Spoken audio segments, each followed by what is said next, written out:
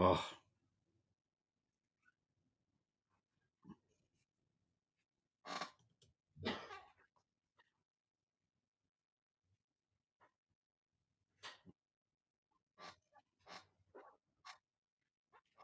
we will we will juggle it. We're gonna take it as written too. Spelling errors and all. Pay attention, anal-tetic. Oh, I'm just speaking to the air. Thanks, Sean.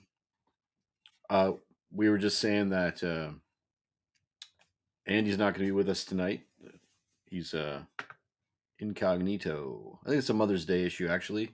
Happy Mother's Day to all the mothers that are mothering, and to the fathers that mother, and to the kids that are mothered. I think. At this point, I'm just rambling. Uh, On Sean, the talk to me, my friend. You yeah, got can you anything hear for Wes me? now? I Can you just hear did me a now? Mother's Day Oh, that's mother's wonderful. pizza. All the moms out there in the Yep, world deserve everything all the all things, the time. even They do. mine. They deserve all the things all the time. Even yours. All Oh my right. god. Is Debbie watching tonight? I don't. Maybe. Hi.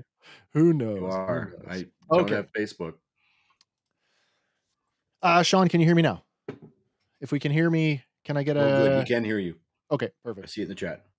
Okay, perfect. We are Sorry about back. that. Thank you very much for that. I keep forgetting that the way that the system is set up, it only recognizes whichever camera I turn on first, recognizes it as the Yes. primary camera and tries to, which is bizarre because I use a dedicated mixer for audio. As I was saying, my God, it's 2 BBY. It is 2 2 BBY. BBY. Andy's not here with us tonight. Something has come up, and that's okay because he sent over all of his show notes for us so that we can stumble our way through it. It is Trans Father's Day. And it's gonna it is, well, yeah, yep. Nice. Um, I have to tell you, it was a hard watch this week. It was a hard watch. And I mean, it was an emotionally hard watch this week. And it didn't get easier as I kept going over it. No, no. Especially the middle act. Um, I found myself I watched the whole thing like a movie several times because I mean it just flows that way. They do. And I know that there's some other, podcasts or reviewers out there that are not consuming them, in one shot. And I haven't done that, so I have no idea what that feels like. I guess it would feel a lot like it did for season 1 episode at a time for Yeah. the 12 of them. But I was actually on that note, I was remarking to my wife today, I'm like, "I'm gonna remember this moment as a Star Wars fan," and I know I will because it'll be like, "Hey, man, do you remember that time when we got a Star Wars movie every week for a month?" Oh yeah. And that just tickles me on a level that I just didn't think. I never thought we'd be. I almost feel like I know we put in a lot of work to do this, but I feel like I've been rewarded, to be honest. It's yeah, it's funny you say that. I do too. It's the thing is that we, and I don't mean us specifically, but YouTubers and fans and all the other uh, Yeah, milieu of people in the world have been yeah. so hard on Star Wars, unduly hard on Star Wars, um, for something that they claim to love so much, unduly hard, and it's really nice. I mean, there's still people that have their naysayers, but like that doesn't hold any weight. It's really nice that none of them have a leg to stand on right now. You have Yeah. three of the top 10, uh, you know, things streaming on Disney in Canada right now are Star Wars properties. I find that We fantastic. we had a we had a we had a what 15 year old movie number one at the box office Yeah. that week. Yeah, yeah. Like like so for the people that say the game is over, I say I don't know, and I don't we don't know what the Disney Plus subscriber numbers are like. So, top 10 in Canada, in Canada, relatively speaking, compared to the United States, is a very small population. sure. We're like less than 1/10 the population of the US, I think. Yeah, that's approximately that mix. But, like, it feels good to see the thing you love up there ranking, and, you know, I that mean, that Andor means was number something. one. I love that, and of course, you can't attribute that, to its own success, which it was very successful, but certainly the series Andor has brought sort of a renewed interest in Rogue One, and I'm surprised given this week's collection of events that Star Wars Rebels didn't creep in there somewhere, Yeah, it 'cause def it should. I definitely revisited at least that one episode in a little detail. I think we all did to some degree, and that's gonna make for an interesting conversation when we get there, because there's "This happened, but it didn't, but it did." Yeah. No, Maybe? see, well, the idea is, and I'll speak about it in my episode, but they literally say, uh, we're going to rewrite this, Yep. and I'm not going to log this at all. So the official account of how this happens. So I mean, right down that covers K2SO and everything in my book. So I would like to split some hairs when we get there, and not because I wanna be a contrarian, but because I like to ask questions and get feedback and see what people think and feel about them. mhm. Do So you when we remember get there, I where? am Do you going remember to. where the Rogue One book told us where Cassian Andor was born? I do not. It was on Fess. You'll have to remind me the significance of that world. Well, it's just that he Cassian wasn't born Andor was on. born there. He wasn't born there. Now he was born somewhere, like, you know what I Well, mean, wait, like, wait, wait, we don't know that he wasn't born there, because we no. didn't see him born. We just saw No, him that's true. marooned. Yeah. Marooned on, Oh my gosh. um Marva told him not to tell anybody. That's right. Canary. Canary. Canary. Okay, okay, so that's not broken. The No, no, but K2SO thing is broken, but that doesn't bother well, me. I think that's an example because I mean, I think they came out and they said, well, that was the official story until you get to peel back the layers of Cassian Andor. So Yeah, perhaps it's the same thing. Perhaps the official story of K2SO was this until you peel back the layers of what really happened. And with them prefacing, for me, when them prefacing, we're rewriting the history around this, just like the Empire does, right? yeah, yeah, It it means that anything that happened, even the other alternate version of Mon's first speech, can be taken with grains of salt like that. It works so well to make it the revision of that story and all the events that happen within it a plot point. yeah. I'm fine.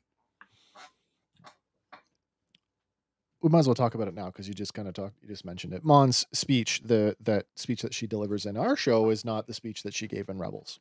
No, But, like, given like, shut it down," and they did shut it down. I kinda thought that the broadcast from the Senate was just within the Senate chamber. Like, it never occurred to me that it was being broadcast out to the galaxy like right. the No, one in Rebels. yeah. So, It's I picture it like you have to be watching C-SPAN, yeah, yeah, but absolutely, yeah. a huge portion of people would be, you know, It makes me wonder, and you talk about it when you say revisionist history, if we take it as rote that that is what happened, but what they let out was, we see this in today's political landscape, fake news and it's AI generated. Like, maybe what we saw in Rebels is what they allowed out.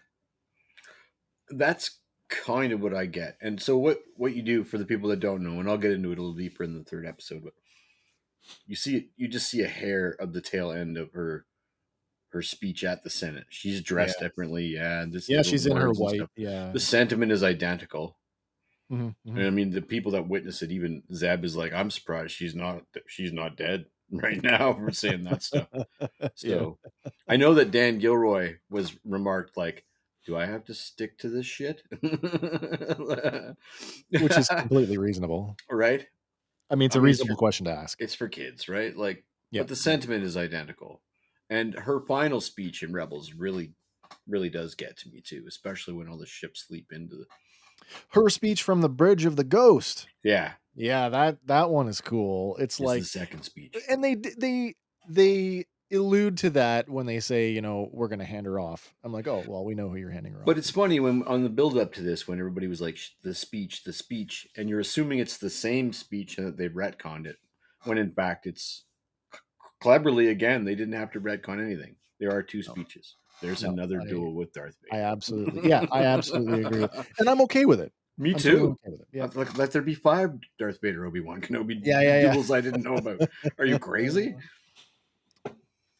I wanna talk a little bit before I get because the format that we've established over the last couple of weeks by the way, our, dispute with Disney is still pending. They now Mm. have 2 weeks to respond, but I have a sneaking suspicion that they'll just won't respond and Google won't give a rat's behind.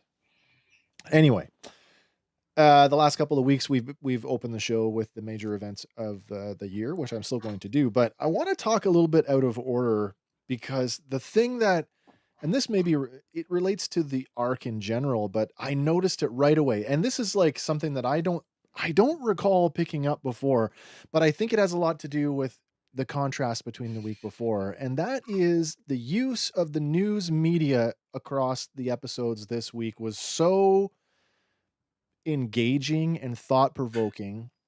And it was such a refreshing contrast to the rag talk show from the week before, which I absolutely hated.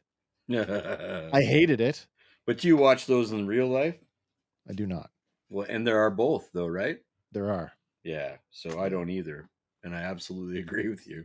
Yeah. But I think it's a fair representation of what's out there in the galaxy, you know? I There's agree with that. Yeah, it all these totally is. crazy things for people to consume. Bix is It on drugs laying in a I hotel know. room Yeah, yeah, yeah. ostensibly just watching mindless dribble. That really got to me though when it came to doing my research for this week because the director for my episode, gentleman, I'm going to get to it here in a minute. Janus Metz. He's a Danish director and documentarian, and unsurprisingly, some of his most known works include a couple of docuseries, and a documentary film on the war on terror in Afghanistan. So that that documentary filmmaking style comes through on my episode, and I didn't like, as soon as I saw his name and credentials, I'm like, "Of course, it all makes sense." Mm. And it impacted me in a way that I didn't expect it to. But now that we're here, we should probably get to the events of 2 BBY because I feel like without that, ugh. Well, there we go, look at that. There he is. There's Janus Metz. Janus. Sorry, Janus, I believe. Alright, my episode, it is called what is it called? It's called Messenger. It's written by Dan Gilroy. That is, of course, Tony's brother. Directed by Janus Metz. Original air date is Tuesday, May 6th, 2025. Our runtime this week is an advertised 46 minutes, but the actual runtime is just 35 minutes and 37 seconds without titles, recap, or credits. And our janky synopsis this week, Yavin is growing. Willman comes for help. Dedra's on Gorman, and Cassian heeds the call. All right, let's bump ahead here to. Oh, I see you there, Josh. Yep, yep. Yes, Okay, sir. man. Have a great time with your mom. Oh. There we go. Things that happened in 2 BBY. Of course, most of our references, actually, all of our references come from Star Wars Rebels. Watch the animated series, folks. Oh my goodness.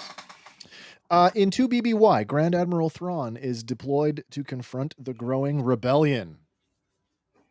It's pretty significant. Mhm. And then more closely related to our episodes this week, with Mon fleeing the Senate, and of course where Mon is picked up in Rebels, we have Derek Clevian and Wedge Antilles defect from the Empire to the Rebellion.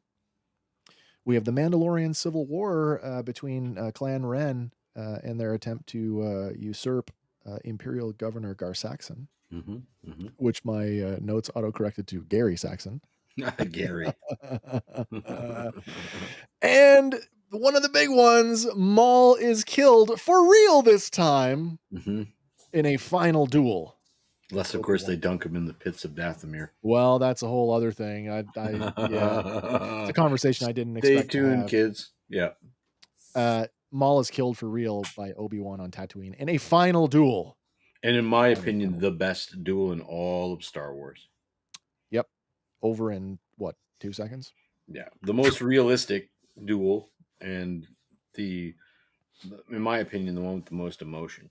Do you Just wanna Do you wanna divert for a second and talk Yeah. about the events of To Tales? BBY?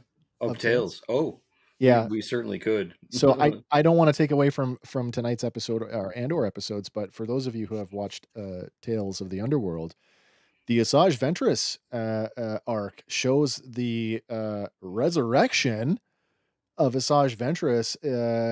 I can't really say other than the Dipper in the Lazarus Pit. Yeah, The yeah. Lazarus Pit, or what do they call it on Dathomir? What do they call it? I don't know if they give it a name. They call it something about the pool. It's, some kind Oh, of yeah, it pool. might be yeah, they might have a direct. Resurrection pool or But I'm something. thinking that's where Thrawn was dipping people. What about all the caskets that he's bringing with him? Yeah, and to redip. Like I I think mean, he's already been dipping, and I think that there's more dipping to do. I really think well, that he's that's definitely he significant. wasn't doing it in Peridia, unless they have one on Peridia. No, no, but I mean, he could have easily gone to Dathomir, off camera, We behind know the that it scenes. was Night Sister magic that created his, night troopers, No, that I guess that's true. but it makes me wonder because the condition of this thing, and I had no expectation that that was gonna happen. I'm like, "Okay, there's Quinlan Vos, there's Obi-Wan, they dunk the body, they have the little memory of her being, but she had to give up the thing that her heart's greatest desire, Yeah, there's which special was conditions. so if Thrawn, in fact, when he gets back to the Star Wars galaxy, the Yeah, known Star Wars galaxy, is headed to Dathomir to dunk all those, we think they're caskets, I don't see why they wouldn't be, no, that's in the pretty good pit, assumption. what do those guys have to give up? Well, see, and we're led to believe that it's got to be a mutual, like love is the thing, and it has to be mutual, and so, but it could Yeah, be just your heart's desire because that's exactly the wording they used. Your heart's desire. that is true. That is So true. So that I just thought that was an exciting little thing that kinda I don't know how I feel about it, that, you also, I know, could watch 10 years of Asajj Ventress running around with a Padawan doing morally gray shit. who Oh is my god. not who's not, Jude Law's character from Yeah, Skeleton yeah, Crew. I was wrong. That's okay. There's Yeah, some I love being wrong for the right reasons. yeah, yeah. That's a good reason to be wrong.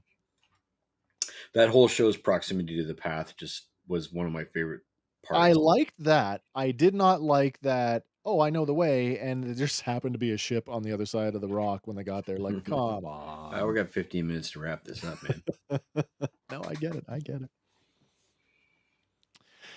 Alright, what do we wanna do? Let's get into so like the previous, couple of weeks, I've tried to break everything down into what I consider the main plot lines, and of course, some of those have their own subplots within, so this week, I only have 3 plots, down from 4 from the last 2 weeks, but what 3 plots? Of course, our crappy synopsis told us that Yavin is growing, so that is obviously one part of it. The rebel base on Yavin 4 is in fact growing, and there's a bunch of things around that. Well, that's mostly the Cassian arc.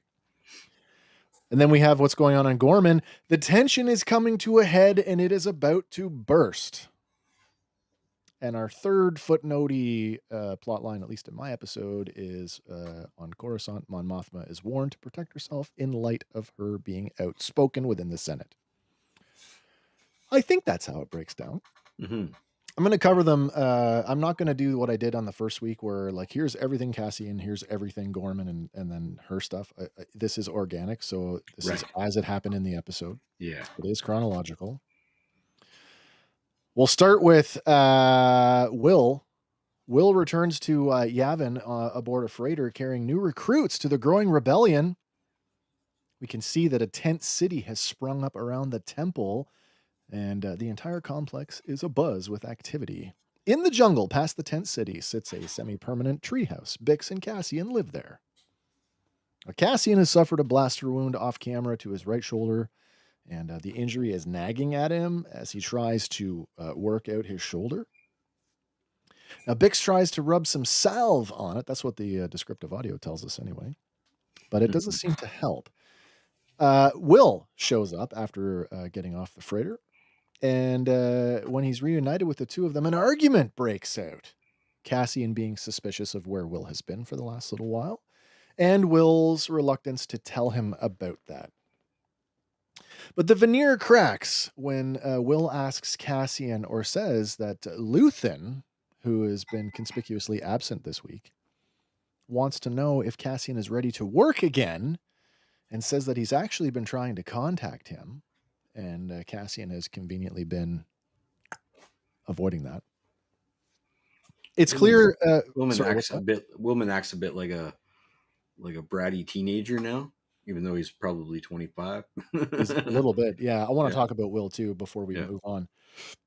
It's clear from this scene that Cassian has become disenchanted or disenfranchised with the work that he's been doing for the cause. Contrastly, it looks like Will's association with Saw has made him maybe a little more eager to get in the fight. Mhm. And the one thing I want to, I actually was very fearful. I was worried for Will. I actually thought we'd lost him. That we weren't like he wasn't coming back. Oh, He lost to Saw's like off partisans. camera or lost to Yeah, partisans. Yeah. I actually said at least he didn't become a gas huffer. Yeah. You know what I mean? Like I mean, after maybe part of his attitude is that though. Like we don't know how long he spent with Saw. he's very disconnected. Well, a year has passed. Yeah. Yeah, I would suggest that these because there's an allusion to making several trips Hmm. that he hasn't talked about. I would have presumed that they're all been to Gorman, That's very true. especially in light of Will has a new love interest. You do get a sense soon that people are pulling away from Luthen and sort of going more legit, if you will, with the Yavin rebels. Yeah, it's and yet Luthen is part of the he's orchestrating that. Like he's been in the whole it's been him and Mon Yeah. and now to a lesser degree Bail Organa off on the side trying to coordinate all this. When Doug had said that he feels like Luthen is the Palpatine of this side, I don't know Mm, if he's that big, but he's definitely a puppet wielder. He's the guy pulling strings, not necessarily one of the cogs. He's the player, whereas all these other people are chess pieces. yeah. No, I agree. I'd said that last week too. The chess analogy was very clear to me. And then you kind of go, but is he the top player? No, he's a top player. Yeah. We Well, I know just that mean in the they're chess analogy, instead of being a member of the on the board, yeah, yeah. he's a He's the player. guy He's sitting at the table moving the pieces around. right, Oh, exactly, across from absolutely. the Absolutely. emperor. Yeah. Which makes you wonder, like, how many more of those are out there? Mm, On to some degree, that's Harrison Dula as well, right? She's yeah. the top of her food chain. And then under them you have straight soldiers like Dodonna and like Yeah. Sato, who are just holdovers It's from interesting that, and we'll get to this a little bit more towards the end of my episode, that we're now seeing, like, the formation. And Vel says at the end, we're forming a real army now. And there's like, we're now starting to associate people with rank, which I think was kind of cool. yeah. I mean, even in the beginning of the scene, check in, like drop your weapons. Like if you don't check in, you don't get rations, you don't get paid, you don't get to sleep anywhere. I thought that was Check in with your fantastic. duty officer. Yeah, that's how we open with this, like, it's a boatload of new Yeah, recruits. it's just I the thought that was cool. legitimacy of what they're doing. The sort of Yeah. we're trying to do it for real now. Yeah. Oh, absolutely. All right, let's talk about some Easter eggs here in the opening sequence because there's at least one good one that I want to talk about. The Here's an interesting one. The traffic controller.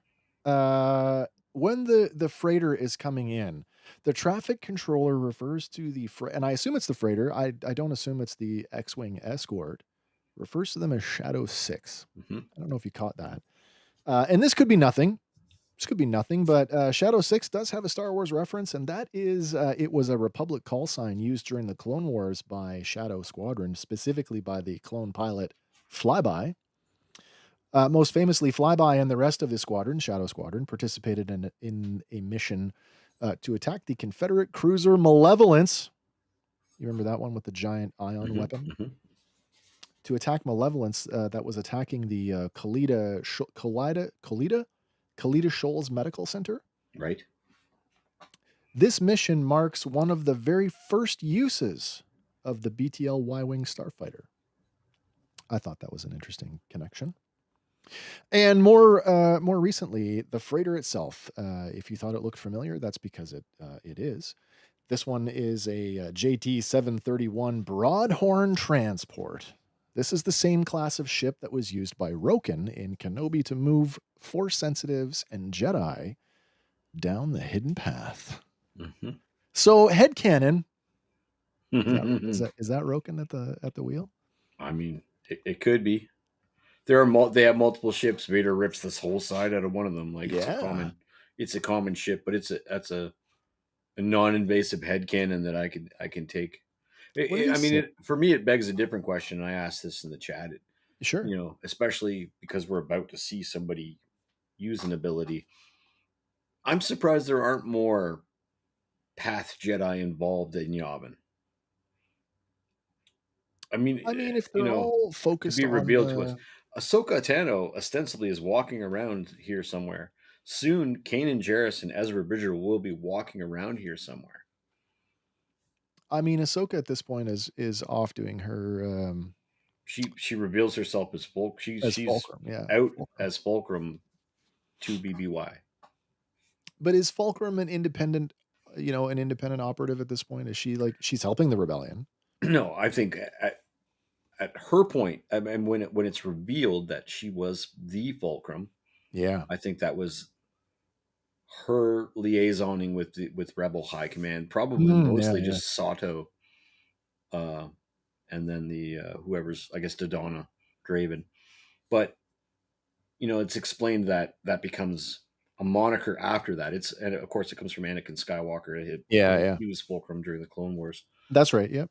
So then it becomes so there are many like at one point Cassian is Fulcrum, right? We discovered that last year or the last in season one that Yeah. Cassian had been a Fulcrum agent and that there are Fulcrum agents. So um, I'm coming off the rails here. They know what they're doing, but they don't know who Ahsoka they're doing Tano. it for. I'm surprised that there aren't more Jedi of various skill levels that aren't more prominent in the I Yavin feel thing, and like perhaps there are, and we just aren't privy to it yet. I'm kinda glad that there aren't though on some level because it just Well, we it all know that becomes the you're Yoda's spinning plates line. trying to keep them all Yeah, sort of apart from each other and let them no, have their moments at the it's same it's time, it's right? true. It's true. It's like there's nobody doing Luke Skywalker things, even though there's Ahsoka Tano's out there, right? Yeah, Like, there are infinitely better trained Jedi still walking around the galaxy. right, than Luke Yeah. Skywalker, but we're But how many of focusing that on this. honestly though, at this point, how many of them have been corrupted and turned into inquisitors or are just have been outrightly At killed? least 12, Yeah. Yeah, yeah, depending on yeah, yeah. how quickly those numbers turn over. No, exactly, And exactly. including some highlight iron when you consider the Grand Inquisitor was a Temple Guard. Temple That's Guardian, a yeah, yeah, pretty high yeah. level Jedi to corrupt. So Absolutely, yeah. we are coming off the rails. Still, I would like, in my head, there are more people that can just, That float a could be. broomstick over. Yeah, yeah. You know, That could grab a because it broom. just makes Yoda's line ridiculous. When gone am I, last of the Jedi will you be? I Yeah. mean, the Jedi in this room because there's tons of them out Yeah, there. it's just what I think is out I there. don't want to I complicate things, kid. to wrap that segment up though, I think there would be a lot of people that heeded Obi-Wan's final mission, and they are afraid. They're afraid of what has Right, happened. right, yeah. Excuse me. And with Rex around, and we know Rex is around in this era, it's nothing for that to possibly be actually Shadow 6, to actually be flyby. Actually, It could flyby, yeah. actually be There's flyby. no there's no mention of like, he does get his ship gets neutralized, like, he succumbs Right. to an ion blast, but he's not I don't think we see him actually killed? Maybe his chip gets fried in that. There you go. There's some headcanon. Maybe, maybe. Alright, after the, segment on Yavin, we, head over to Gorman and check in with, Cyril. He's walking through the Palmo Plaza, on his way to the Imperial Building, passes a couple of reporters, and from the look on his face, something is very wrong. It's obvious that things have changed in the year since we were last here.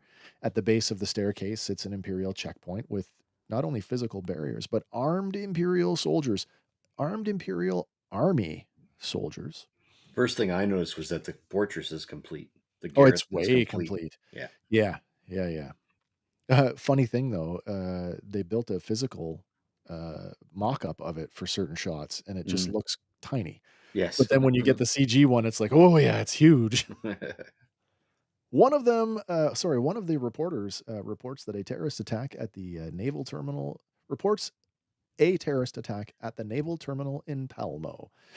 He notes that this attack comes just 3 weeks after other events on the planets Korai and Gelnovi.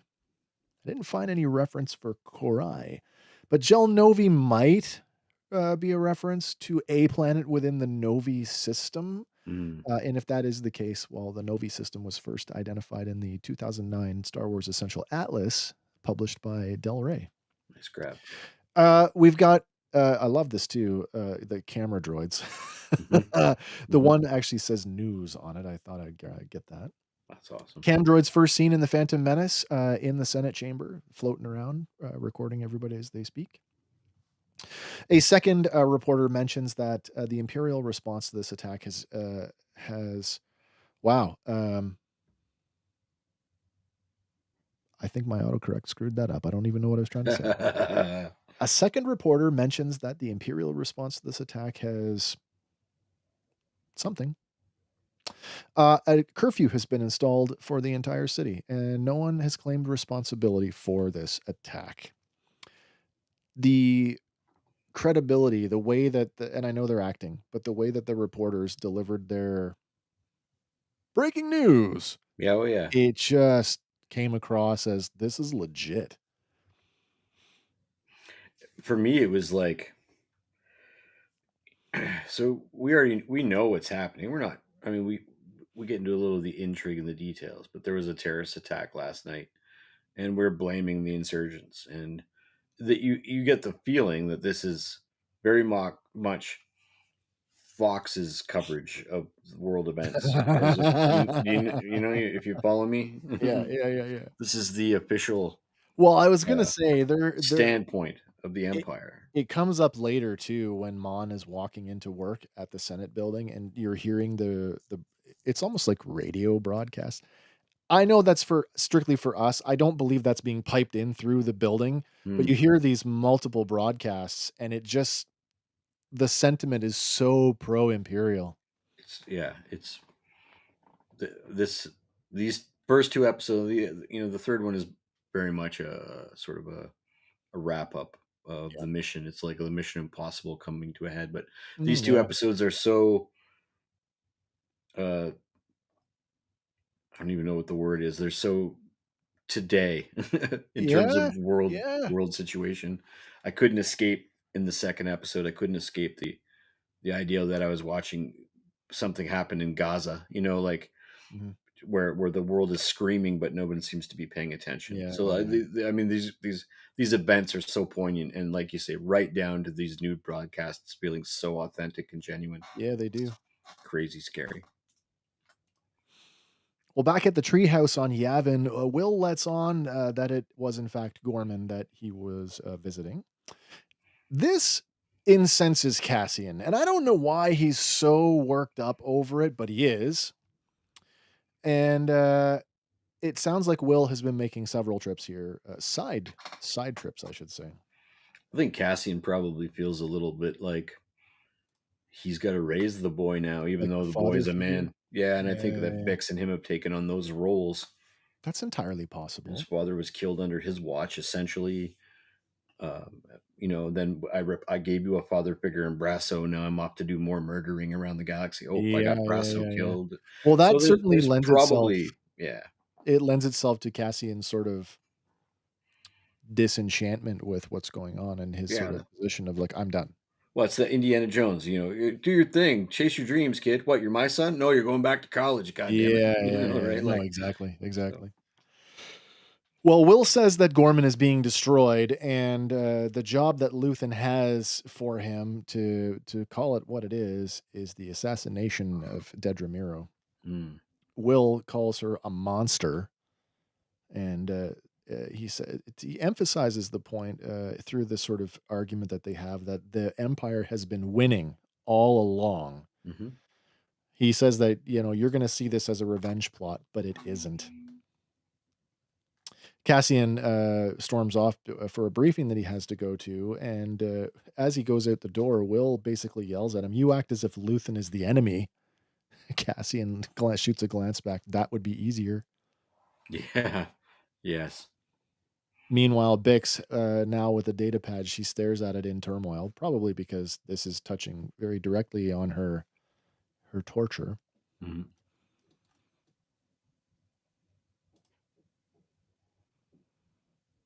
keep forgetting I've spaced these out 5 seconds apart. All right. Cut to the little secure comms room that's in the Imperial building. I Right. guess that is not. I I incorrectly assumed that the whole dome was the Bureau of Standards, but that's not true. It is an Imperial building that just happens to house the Bureau of Standards. It is an Right. Imperial building. That's the bronze dome building. Right. Right. Dedra takes a holocom call from Major Partagaz, who informs her that, well, it looks like there is no substitute for the substrate calcite. And they are, in fact, moving ahead with the original plan to mine Gorman. And he says the most disturbing thing from a person in charge of the fate of billions of people. In Bad what's luck, that? Gorman. Bad luck. Yeah, yeah, yeah. Bad luck, Gorman. It's bad luck, Gorman. Dedra is clearly shaken by the news, and she wonders when it will happen. Operations will commence in as little as 48 hours, and martial law needs to be declared in order to force the relocation of the Gorman people. A fleet is being positioned over Gorman, and Imperial Army Captain Kaido has been dispatched to serve as the tactical commander. Partagaz describes Kaido as a crisis specialist. Ugh. He says that he will be under her operational direction, but all tactics are at his discretion. Dedra starts to unravel at having this new officer to manage, and Partagaz basically reels her back in. Compose yourself. And he suggests that this operation is going to assure her of a promotion. He doesn't say promotion, but it's read between the lines. Right. Yeah. He's you're a good girl, and everybody who needs to know noticed it's you. Well, and this is how it started for her. It's like position Ambitious. position jockeying, essentially. Yeah. Is how we met her. She was so career hungry in season 1. Hey, Connor Williams, you seem animated. Thanks very much, man. We try that. We do try. We try to make it interesting here. I hope you're enjoying the show. Thank you very much. And also, I might have been drawn by somebody. I'm not sure. That's right. I'm old-fashioned cell shading. That's right. The hand drawn. I am definitely hand drawn. You could see all the work. Yeah. After the holocom call, Dedra is confronted by Cyril. Now, he's not happy about the bombing at the naval depot. He suggests that whatever is going on is a setup, and Dedra, who's forced to keep the lie, tells him that it's being investigated. He's not happy about that. He's like, what? That's what I'm here for. I've been here doing this for the last time, and now I've got to beg for intelligence you can't give me? Right. I've been the one setting these things up. Yeah. So, all the stuff that I said last week about setting Cyril up for the flip, I feel like it's full speed ahead at this point. Like, Yeah. I believe he is on a one-way course right into the, if not the rebellion itself, at least to the plight of the Gorman front, the Gorman people themselves. Easy assumption. Absolutely. Dedra takes him aside in the hallway, and it's kind of like uncharacteristic for her as she like plants the big kiss on him, like, we're going to be rewarded. I know last week I kept calling Cyril I'm a good boy, and now it's like, we're a good boy and girl. Cyril wonders, she says there's evidence of outside agitators. Cyril, incensed about this, wonders aloud, what am I even doing here? She pleads with him to stop, and without giving any details, she tells him to go home and pack. He's literally the outside agitator. Yeah, that's him. Yeah, it's you, buddy. I can't tell you that, but yeah. They need to be ready to leave because good things are waiting for them, and they will be rewarded when they get back to Coruscant. Cyril doesn't understand what for, but Dedra surprises him with this forceful kiss, and she orders him to go home and do as I say. Go home and pack. And he does. I'll talk about Captain Kaido here for a second because this came out. This was a very. I am versed enough in our own history to know the broad strokes of things. Sure. But when you get a detail like this, it's kind of creepy. Kaido, and I didn't particularly go into his characterization of the actor and who he is, but Kaido bears a scar on his left cheek. And, I was made aware this week that in, Nazi Germany, it wasn't uncommon to have a dueling scar, certainly from the officers, because the officer corps were pretty much made up of German and Austrian Mhm. aristocracy. So these were all people that were educated that had gone to university, and in the German and Austrian universities, fencing was a big thing. So these are like typical like fencing scars. And then there's this talk about they would stick like horsehair into them to make the scarring more pronounced. And these were like marks of honor, Yeah, right? chicks dig scars. So to see Kaido show up with this left cheek scar as like a very definite nod to a dueling scar, Well, that's like then I had pointed out that in Legends, in the Timpani sector, like Tepani, wealthy yeah, yeah. wealthy essentially the children of wealth would duel with light foils, which were like a throwback to an ancient version, like a Yeah, yeah, light yeah. version of the lightsaber. And you can easily see that, coupled with the idea that the Nazi elite would come from status, that you could work Yeah. that right into a lightsaber foil scar with ease. Also, who doesn't love a Absolutely. bad guy to have a nice big scar so you Absolutely. know what's Well, I coming? mean, scars just they like that's one way of like, "Oh, that's a bad Yeah. guy." Connor says, "Kyle Soller said that his interpretation was Cyril would never outright join the rebellion. Instead, he imagines that he would find refuge elsewhere and try to live a more noble life." I feel like that comes through too. Like, I say set him up for the flip, and I guess that's the easiest way to sort of characterize that, but yeah, I could see him going off and trying to be a better dude. Well, I mean, wherever you land, it's an understanding of what has been going on has been the deepest evil, Yeah. has been the wrongest wrong, and that you've been on the wrong side. So wherever you land after that, it's an eye opener, and we're definitely about to see him have his eyes and possibly Oh, forehead well, open. yeah, well, yeah, eyes and other parts of his body. All right, back on Coruscant, Mon arrives at the Senate building. Now, Cloris, I'm still shocked that Cloris has been the driver this many years later. He's all in. Yeah. Cloris presses her for what I can only describe as intel about her movements under the guise of, I need to know because there's parking restrictions imposed by the Senate security. Mon says, "Oh, really? I'll take care of that." She says she's gonna ask for a new driver, but Erskine, her aide, says, "Don't bother. They'll send somebody who's actually smart." Well, that's an awesome line. As she and Erskine enter the building, we get, as I said before, we get the sound of several news broadcasts that are recounting the terrorist attack on Gorman, and as I said, all of them are slanted pro-imperial. Once they get inside, though, the two are met by Senator Dasi Oran. Dasi Oran? Oran? Or Dasi. Iran, I've been Yeah. saying Iran. Yeah. He's quite somber, and it turns out he wanted to express thanks to Mon for her grace within the Senate. He says they aren't even trying to hide it anymore. And he speaks as if it's the end.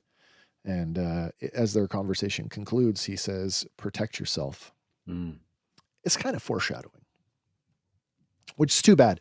He was so reluctant to get involved, and I feel like there's a certain amount of regret there now that he didn't. It's like, I'm going down anyway. I should have done more. Right.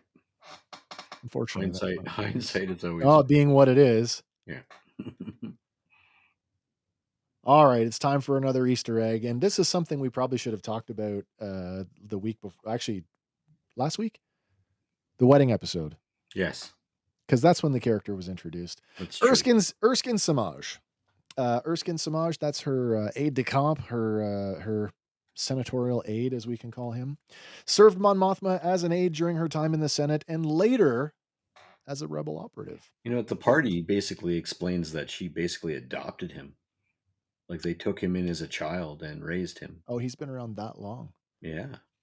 It's the son she never had. Yeah, and that's what makes this super powerful, what happens in the 3rd episode. Go ahead. First introduced in the 18th episode of season 3 of Star Wars Rebels, that's Secret Cargo. In that episode, he was voiced by Josh Brenner, where he was very much American and not so British. If you think you remember Josh Brenner from other Star Wars, you do. He played Niku Vozo in Star Wars Resistance. Here, however, he is played by Piero Neil Me. Erskine Samaj, the name, was created by Lucas at the time. Lucasfilm story editor James Erskine.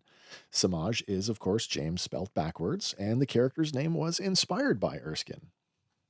I don't think he works for Lucasfilm anymore, but he did at the time. Right.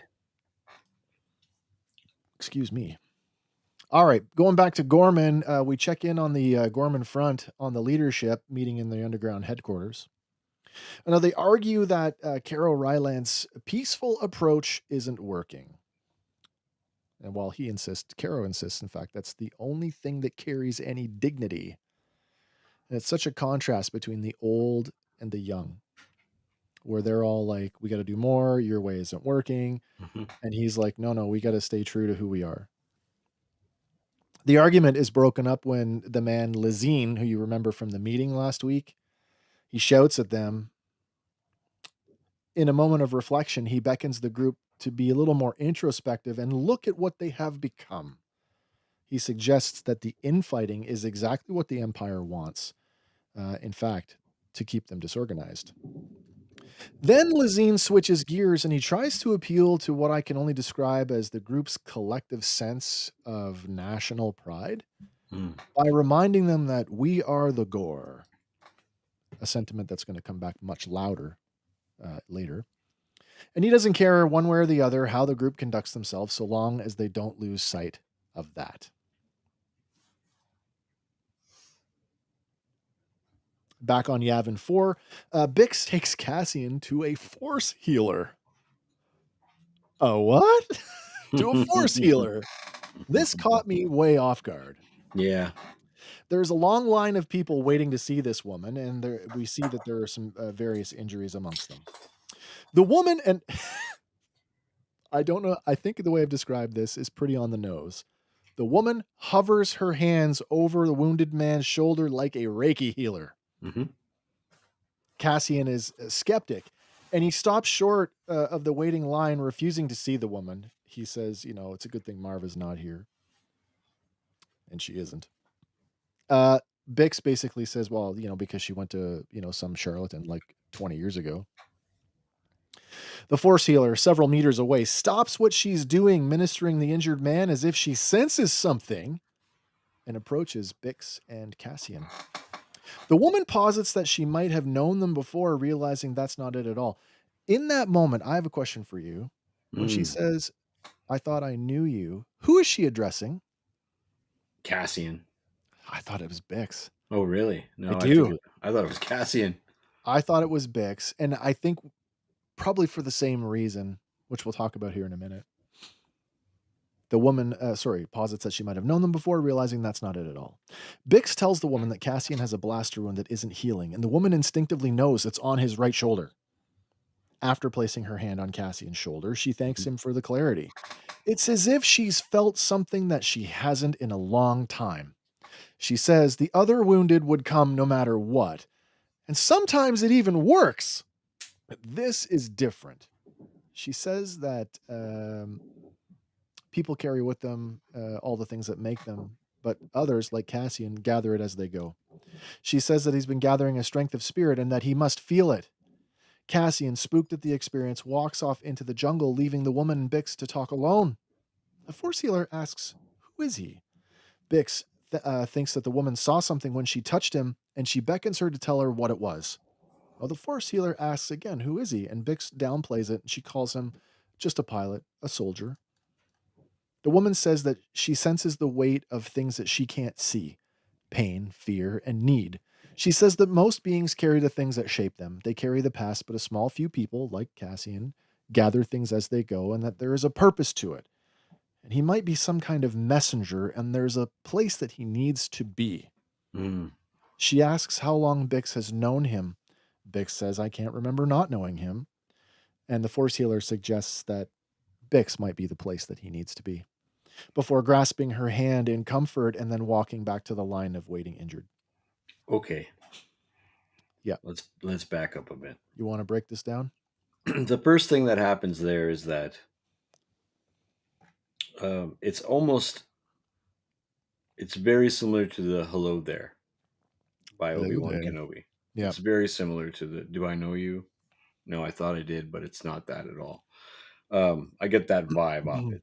The second is that there is the Force use cue, audio cue when Did she we get a hovers over his musical shoulder. cue? Yeah, 100%. yeah. Yeah. So she absolutely uses the Force to heal his shoulder in that moment.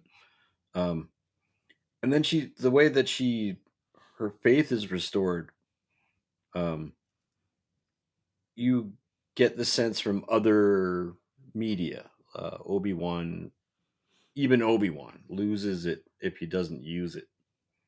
Yeah. I mean, there's more a sense of him shutting himself off completely, but Yeah, the Luke still you get Skywalker. the idea that it's been years, maybe 20 years since this woman's used the Force in any real capacity. And it starts to beg questions. So you asked me in the chat, are they indicating that Cassian's Force sensitive? Yeah. Well, absolutely, but in so much as that everybody is Force sensitive, as per Ryan Johnson. This is But why really, I as per George Lucas originally, everybody has midi chlorians to some degree. That's right. What I'm thinking is that maybe it's something else. Maybe so, like we've always had this idea, and then maybe you wouldn't think Gilroy would get into this territory. This is pretty heavy stuff, I actually. didn't expect this at all, to be honest. But so the idea of a vergence in the Force being, around a person, Mhm. but Yeah. that Cassian is so instrumental. He's like the center of this spoked wheel for all these events to Yeah. occur, Yeah. for the Skywalker thing to occur, These things have to happen. for Anakin to be redeemed and bring balance back to the Force. He's the important cog of the machine, and it's like, um, I think that's literally what she's spelling out here. He's in denial, and I really didn't think Gilroy would go there. No. I don't know what it adds to the story. In my episode, Luthen doubles down on this. So, but I don't think it takes anything away. I like where you're going with that, and I'm gonna be a little bit contrarian, but in a good way. Yeah. In a good way, because everything that you're saying is true, but it's also applicable to Bix. And Bix Oh. 100% is force sensitive. I'll explain it when we get there because it's the very next scene. Actually, let's just get there. Let's just do that because it's much easier to do that. Yeah. Oh, question. I had one Mm. question about this before we go on. Jedi, not a Jedi. Uh, I already know my answer. I not a think I Jedi. know your answer. Okay, yes, not a Not a Jedi. Jedi, but Not a Jedi. I should. Okay, let's go. Let's come right off the rails here. What is a Jedi? A Jedi Knight, a Jedi Temple Guard, a Jedi Padawan, a Jedi Cook, a Jedi Cleaner. What is a Jedi? Right. So a Force user, yes. Raised in the Temple, absolutely. She hasn't felt a connection like this for a long time. So I don't believe that. I don't I think believe she she's a comes from Jedi. that tradition. I don't believe that. I believe she's more akin to the temple guardians of the Temple of the Wills, who is just a devout force worshiper than some other force related religious order. Or I hate to say it, the Reiki analogy is kind of Yeah. on the nose here because she says they come no matter what. And Yeah. sometimes it actually works, It's right? real. Like she doesn't even, right. You know, so remember in the RPG, the Chaotic Jedi? Yes, my favorite So class. kind of like that, maybe it's sort of a chaotic thing with her where like if I believe hard enough, it might actually work. It's just devil's advocate for me. The line where she's like, "I haven't felt this in a long time." That hope, Yeah. Yeah, yeah, yeah. that sense of unabashed hope. And where would you get that except for in a surrounded by it, growing up in a Jedi temple? For Well, me, for me. fair enough. Before we bash on, I just want to go take a step backwards and acknowledge Connor's last comment here. He says, "The irony of Kiro Ryland's cover is that he's perceived as controlled opposition by the Gormans, who aren't part of the front.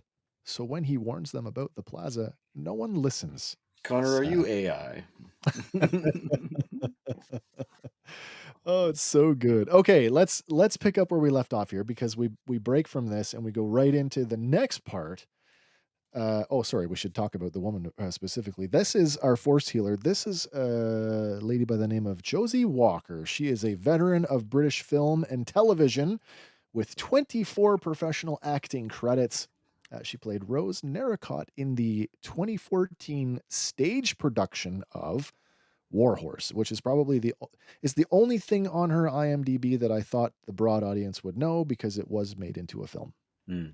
She wasn't in the film. She was in the stage production. Okay, Force healing in Star Wars. Just a quick rundown on that. Canonically speaking, and when I say canon, I do mean the new. It's not new anymore. The current canon, the Disney canon. Right. Uh, it debuted in The Mandalorian by Grogu to coincide with Rey's use of Force healing in The Rise of Skywalker in the same week, because the movie came out that Friday. Mm-hmm. I equate her. Oh yeah, here we go. I equate her relationship to the Force as being similar to that of the Temple of the Wills Guards, and that they worship the Force religiously. In Star Wars Legends continuity, Force healing goes all the way back to the very first expanded universe novel, Splinter of the Mind's Eye, written by Alan Dean Foster, published by Del Rey in 1979. And absolutely was a staple of the Star Wars role-playing game from West End Games starting in 1987, and appears in pretty much every edition of the role-playing game ever since. You can't say that without acknowledging that it is a staple power within pretty much any Star Wars video game where you play a Force user. So yeah, Force healing, new but not new. Mm-hmm. Now let's. Oh, sorry, we have one more scene before we get back to the Bix thing. Where I want to come back to that. Okay. All right, this was a quick one. Back on Gorman, Cyril secretly meets with Enza and tells her that his sources say they're being coordinated by outside influence. It's you, Cyril. And they might be able to pass it off on them before things go too far. Enza, enraged, slaps him across the face and rushes off into the night, leaving him standing there like, what the hell just happened? Yeah. Well, yeah. Knowing that it's him, that probably confused her as well. You have the gall Yeah. to say that to me when it is you plainly, Yeah, or like I would sell out my people for information. true enough. Yeah. All right. Back at Yavin, we pick up where we left off with the Force healer. Bix and Cassian have a confrontation with each other back at the treehouse. Bix is convinced that the Force healer saw something, and she asks Cassian, "What did you see when she touched you?"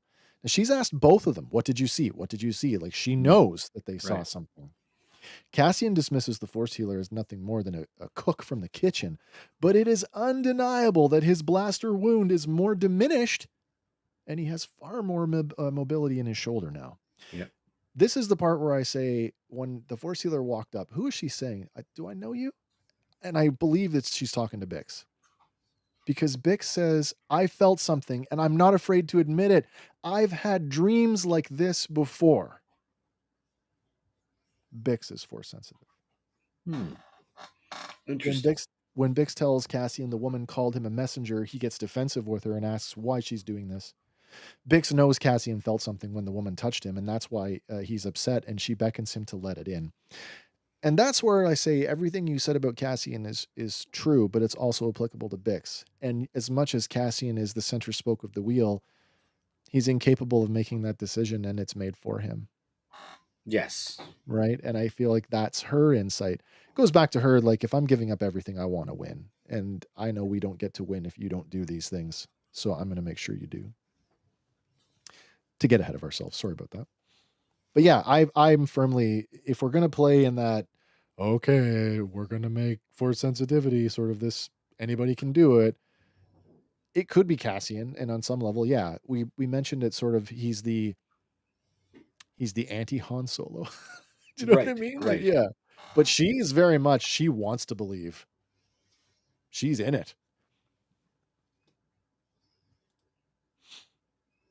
All right. The following day, Cassian and Willman prepare to leave the Yavin base with a rebel U-wing, and I believe this is the U-wing from Rogue One, if It I'm might be. not Yep. mistaken. The two are confronted by General Davitz Draven. While Cassian has filed a departure, he's not included where it is that they're going. And despite the general's ire, Cassian tells him it's a personal trip and not to push too hard. The day that I have to tell or check in and let you know where I'm going is the day I walk. Draven tells him that day is coming soon, Mm. and Cassian will indeed need permission to come and go. The Ewing lifts off and it jumps into hyperspace just as they cross over the dark side of Yavin Prime. What a beautiful shot, by the way. Yeah, it's a nice shot.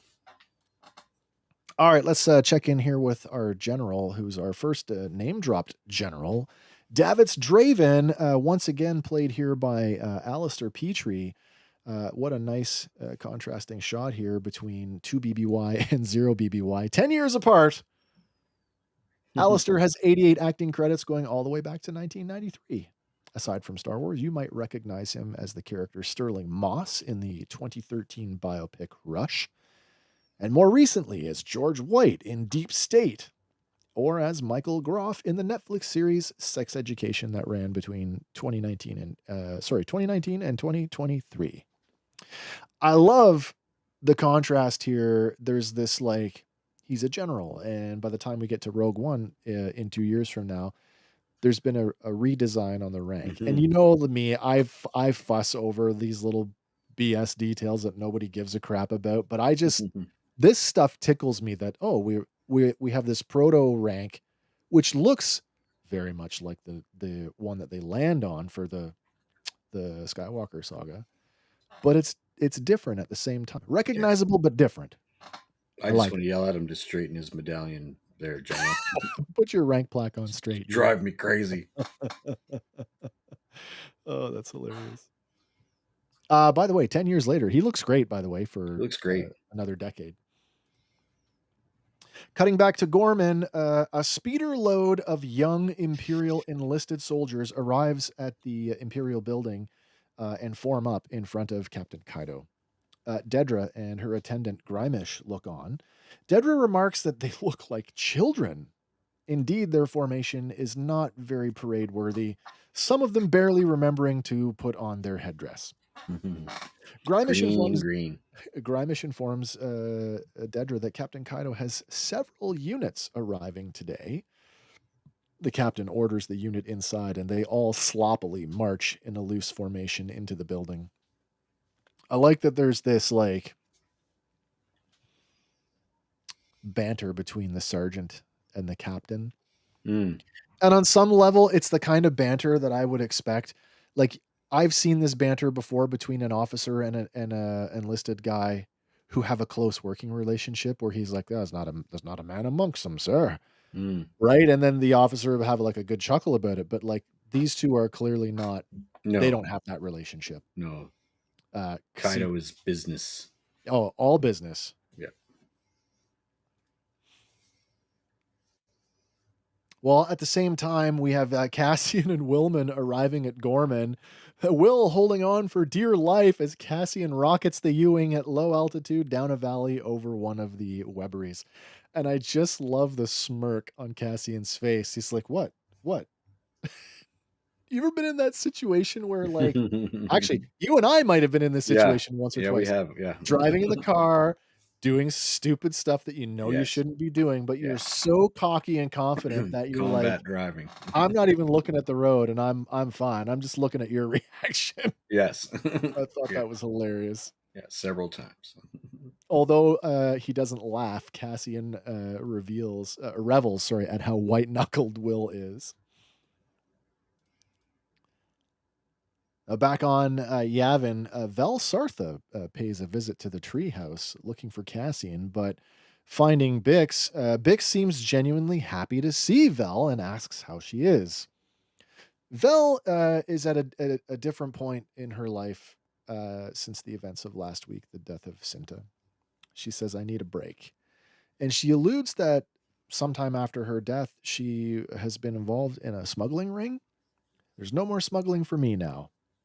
Now I'm doing recruit intakes. Mm. Bix surmises that Vel is here looking for Cassian, but she's not. The rebel leadership has sent her to talk to Bix in hopes that she can convince Cassian how important he is to the cause. Vel says we're not Luthen's puppets anymore. We're building a real army. She says they're on the verge of promoting Cassian, but then he goes and pulls a stunt like leaving without a flight plan. Vel knows how much Bix believes in what the rebellion is doing, and she reminds Bix that Cassian is a leader now. Bix nods her understanding and reassures that Cassian will be there when they need him. It's a nice little interaction between these two women.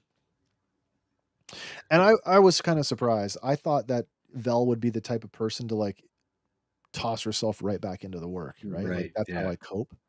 Well, it's a But different kind of work now. So I guess, yeah. this is it's what I was saying before about everybody moving away from Luthen's, you know, to something a little more stable, if you will, something a little This more. makes me wonder, like, are we done with Luthen? Are we gonna see his character? Is he gonna have a crescendo, as it were? You know, I mean, like, I don't want to get ahead of it, but or is he gonna be a footnote? there's a line in my episode. There's no Yavin for me. Yeah, yeah, yeah, that's true. That's So true. Alright. On Gorman, Cassian and Will arrive in the plaza. They lay out a plan to establish communications before Will points out the domed Imperial building, and he notes where and how many times a day Dedra is typically seen. Cassian questions the strength of the glass and remarks it might take 2 shots, which I love. I don't know why. I loved it though. Might yeah, take 2 shots. tap tap. Will links up with Dylan, his Gorman front contact, and Cassian goes into the hotel to check in under the guise of Ronnie Guja. Ronnie Guja. And honestly, with Diego's Spanish Mid accent, rim news. when he said it, I thought he said, Ronnie, good job. Yeah, nice. Ronnie Guja. A mid, RDD2. yeah, a mid-rim news reporter. Mid rim Uh, news. the man behind the counter, you might remember, is Thela. Thela, who was the bellhop just a year before that Yeah. carried the bags for him. Thela doesn't let on right away, but you kind of know he knows. The Well, other hotel I employee, the love one the that, line though. Never heard of you. Well, we're trying to change that. yeah, yeah, yeah, yeah.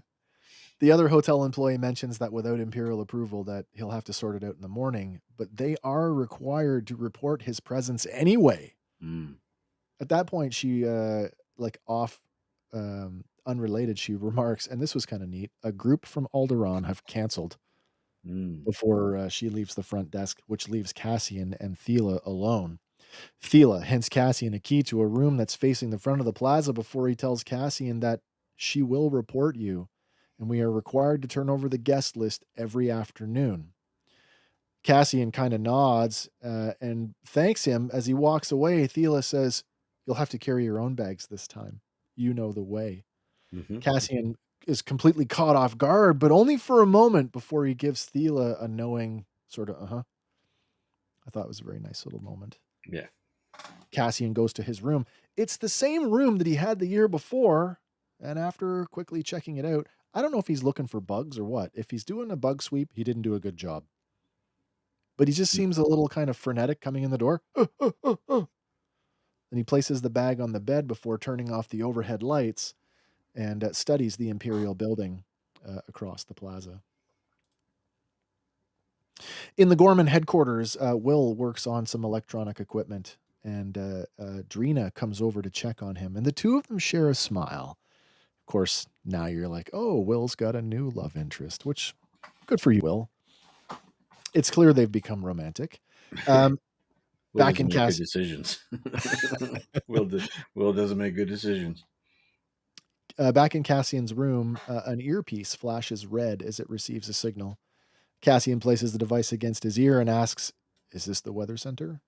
The voice of Will replies, "Clear skies tonight, and we'll be updating the forecast at first light." Cassian nods. "I'll be sure to listen." And then Will, "We're always here." After the weather report, Cassian goes to his suitcase, revealing there's a false bottom concealing the modular components of a rifle. There's also a false lining in the lid. And opening that, he reveals more gear, including his MW-20 Briar pistol. Taking out the rifle scope, he gazes at the Imperial building before cracking open the sliding doors onto his balcony. We hear an electronically modulated voice, and we know that it's a stormtrooper catching his attention. Cassian retrieves a telescopic mirror from his suitcase, and using it, he spots two stormtroopers positioned directly over his hotel room Mm, on the roof above. Closing the doors, Cassian sits on the bed, staring out the window in contemplation, and we cut to black. But crazy. I'll give you one more Easter egg before we move on to the next episode. And this again, you know me. I love the tech stuff in Star Wars. And so this really I said this in our private chat here. First of all, let's just talk about what we're looking at here. The Briar pistol in the top. It's much clearer in the next episode that this is the Briar pistol is the foundation for the sniper rifle. Hmm. And I think that's super cool. Um, but what a nice little bit of insight into sort of Cassian and sort of his choices. Like sometime between Andor and Rogue One, he's going to either lose the Briar pistol or stop using it. Mhm. But when we get to Rogue One and he's carrying the A20, the A280, the CFE, the convertible blaster, Right. it's the same modularity, the same flexibility, and that's obviously to me, that's a style preference, right? Like Yeah, yeah. that's an option that he just wants. So I just like that the Briar pistol is the influence for that. I think I said it like if a Jedi's lightsaber is a reflection of the person who uses it, then Cassian's gun choice is the Oh, same thing. certainly. Yeah, Yeah, absolutely. I love that. Well, that is Messenger. Any thoughts on that one before we move on to the next one? I mean, they're the way they flow into one another. It's hard to think of them individually. Doing this is tough. Yeah, I Yeah, hear you. I mean, Um, spectacular writing, spectacular pacing, um, edge of your seat, and it really hasn't even started a roller coaster yet. no, you're right. You're right. So the next one is Andy's episode. It's Who Are You? And I've got his notes here. I'm going to go through this as written. So feel free to jump Whew, in and pardon stop me. me. For those of you who are watching along live right now, of course, if you have questions or comments, throw them up in the live chat. We'll do our best to get to those quickly as we can. Let's just swap. There we go. All right, on to the next one. This one, episode number 8, Who Are You? Written by Dan Gilroy. This one Mhm. also directed by Janus Metz. Originally aired along with episodes 7 and 8 on May 6th, 2025. This one has a listed runtime of 50 minutes, 50, but comes in at 40 minutes and 20 seconds without titles, recap, or credits. That's a long shave, to be honest. Synopsis for this one reads Imperial manipulation, Gorman frustration. Cassian and Cyril center stage as Palmo erupts. All right, we open with an aerial view over Palmo, the new monolithic Imperial annex. Towers over the skyline. Inside his hotel room, Cassian assembles his rifle, and he practices aim before yelling in the plaza. Before some yelling in the plaza below catches his attention. Outside, Imperial forces rush to reconfigure the barriers, constructing an axis lane. Sorry. Cassin radios Willman, who is still in bed with Drina, asking what's going on. Another Gorman rebel rushes into the headquarters, imploring that they're opening up the plaza. But Cassian tells Willman, no, they're building a fortress. Side thought, Andy says, I guess that means Willman has forgotten about Bila back on Mina Rao. I guess he's over her, isn't he? Yeah, that's a year ago. That's true. Time to make Yep, yep. more poor decisions. We're gonna find out that Will has a couple of, children floating around here in the next Yeah. couple of Inside the annex, Dedra is, in contact. I don't think this is inside the annex. I believe this is still inside the dome building. This is the same comms room as before. Yeah. Okay. The annex is the new building in the back. I don't think she's in there. Dedra, in contact with Major Partagaz on Coruscant, word of the Imperial mining equipment has started to spread. Dedra worries that this information may spread even more, but Partagaz notes that the Empire has been patient, and by now, they've used the media to their advantage to set a negative tone on the Gorman people. Dedra is clearly worried about the situation, but Partagaz is full steam ahead. Yeah, what does she say? Propaganda will only get you so far? Hmm. It's working, though. It's really working. In Palmo Plaza, reporters broadcast across the galaxy the narrative that Gorman rebels. Wait a minute. Nope, sorry, I'm reading too far ahead. At the Gorman headquarters, the Gorman front rebels hastily assembled their weapons, including what looks like one of them holding up a gas cylinder into the back of his E11 rifle. We also see various members of the Gorman Front put together some Molotov cocktails. I did like that moment. It's a, like, blink and you'll miss it moment, but, like, Mm, presumably, these are the rifles that were stolen, the week before, 100%. and as somebody who's into the weapons of Star Wars, by the way, you can check out our we have a playlist on the channel, The Weapons of Star Wars, got a lot of blasters there. Not the E11, at least not yet. That part of the Sterling submachine gun, that's just like the spring, the return spring would be in there, but to Mhm. see that replaced with, "Oh, that's where the gas cylinder goes," I like that. It's very immersive. It was neat to see the stock extension. It's another way Like, we've never seen fold it out. a configuration for that. Yeah, Yeah. because there a few of them were firing off the rifle, up the shoulder. Yeah, yeah, yeah, yeah. Finally. Yeah. In the Palmo Plaza, reporters broadcast across the galaxy the narrative that the Gorman rebels have been staging attacks.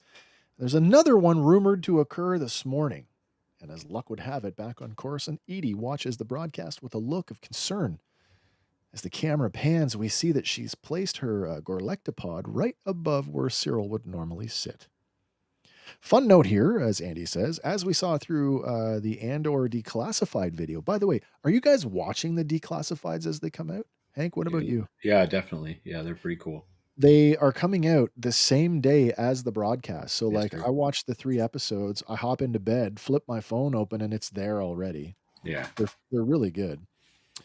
Uh, this is the first time they've used physical camera droids. These were actual props, not CGI. Oh, nice. We flip back to Gorman, where we find Cyril adjusting the positions of his souvenir spiders, but then the doorbell rings. He opens it to find an Imperial officer who informs him that all Imperial employees are to report to the Imperial building. He stands frozen for a moment before retreating inside and closing the door. Interesting that Cyril places two of the spiders facing each other. It's almost as if they're about to do battle. Mm. Is it possible the spiders that he adjusts foreshadow an upcoming event? It's a good question. Outside in the Palmo Plaza, uh, Taxi leads Taxi leads a group of rebels through the streets, beckoning everyone along the way to join them as the Imperials have opened the plaza. Cut to the plaza, we find the Imperials making some last minute adjustments to the barricades as Caro Rylance watches on. Soon he is joined by his daughter Enza, whom he tries to convince that the rebels are walking into a trap. He tells her that she could still stop this, but she remains steadfast that the galaxy must hear what the Gore are going through. Unable to convince her, Caro rushes off to try and stop the march, leaving Enza behind to watch the Imperials rush about. God, the tension in this episode. I'm feeling it as I'm reading his notes. Yeah, it's it's a little mental. Yeah. Elsewhere, the march continues to grow and the chant begins. We are the Gore. The galaxy is watching. We quickly cut to Cassian's hotel room where he breaks down the sniper rifle, holstering it rather than packing it up in a suitcase. Back on the streets, we see that Drina and Willman have also joined the growing march. You know, the word lambs to the slaughter come to mind. Oh yeah, yeah. We find that Cyril has also joined in on the march on his way to the Imperial building, only to be spotted by Caro, who is desperately trying and failing to turn the march back in favor of a silent resistance. Caro angrily rushes towards Cyril, only to be thrust up against the wall by the Imperial employee. Is he just a civilian employee at this point, or do you think he's an agent, like an actual ISB agent? um, no, but I think I think in so much as that he's that's like a really good question now that you mention it out loud. Like I still like think that he's still like officially in his position at the Bureau of at the bureau, Standards, yep, yep. which is a high ranking Oh, he's the imperial director is of the field office. right. So which is still falls under the imperial chain of command. I would assume at Yeah. some level. I don't know what I'm trying to think of something that would be analogous to a civilian role in the military, but maybe a clerk. Yeah. But Well, in the same way even that they tend to be enlisted. So like Cloris is a professional driver, but he's also an agent. Like he's well, so reporting yeah, I back. mean, I guess if you're activated as a spy, you could be considered an ISB asset. Let's call him an asset. I believe that's a fair explanation. Yeah.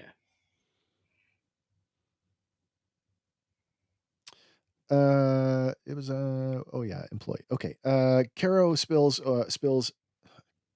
anger spills over, but Cyril tells him that he meant no harm, which Andy says, I believe is a genuine sentiment. But Caro tells him they know what's going on. The Empire dropping mining equipment, but Cyril refuses to believe it, writing it off to rumor. Hmm.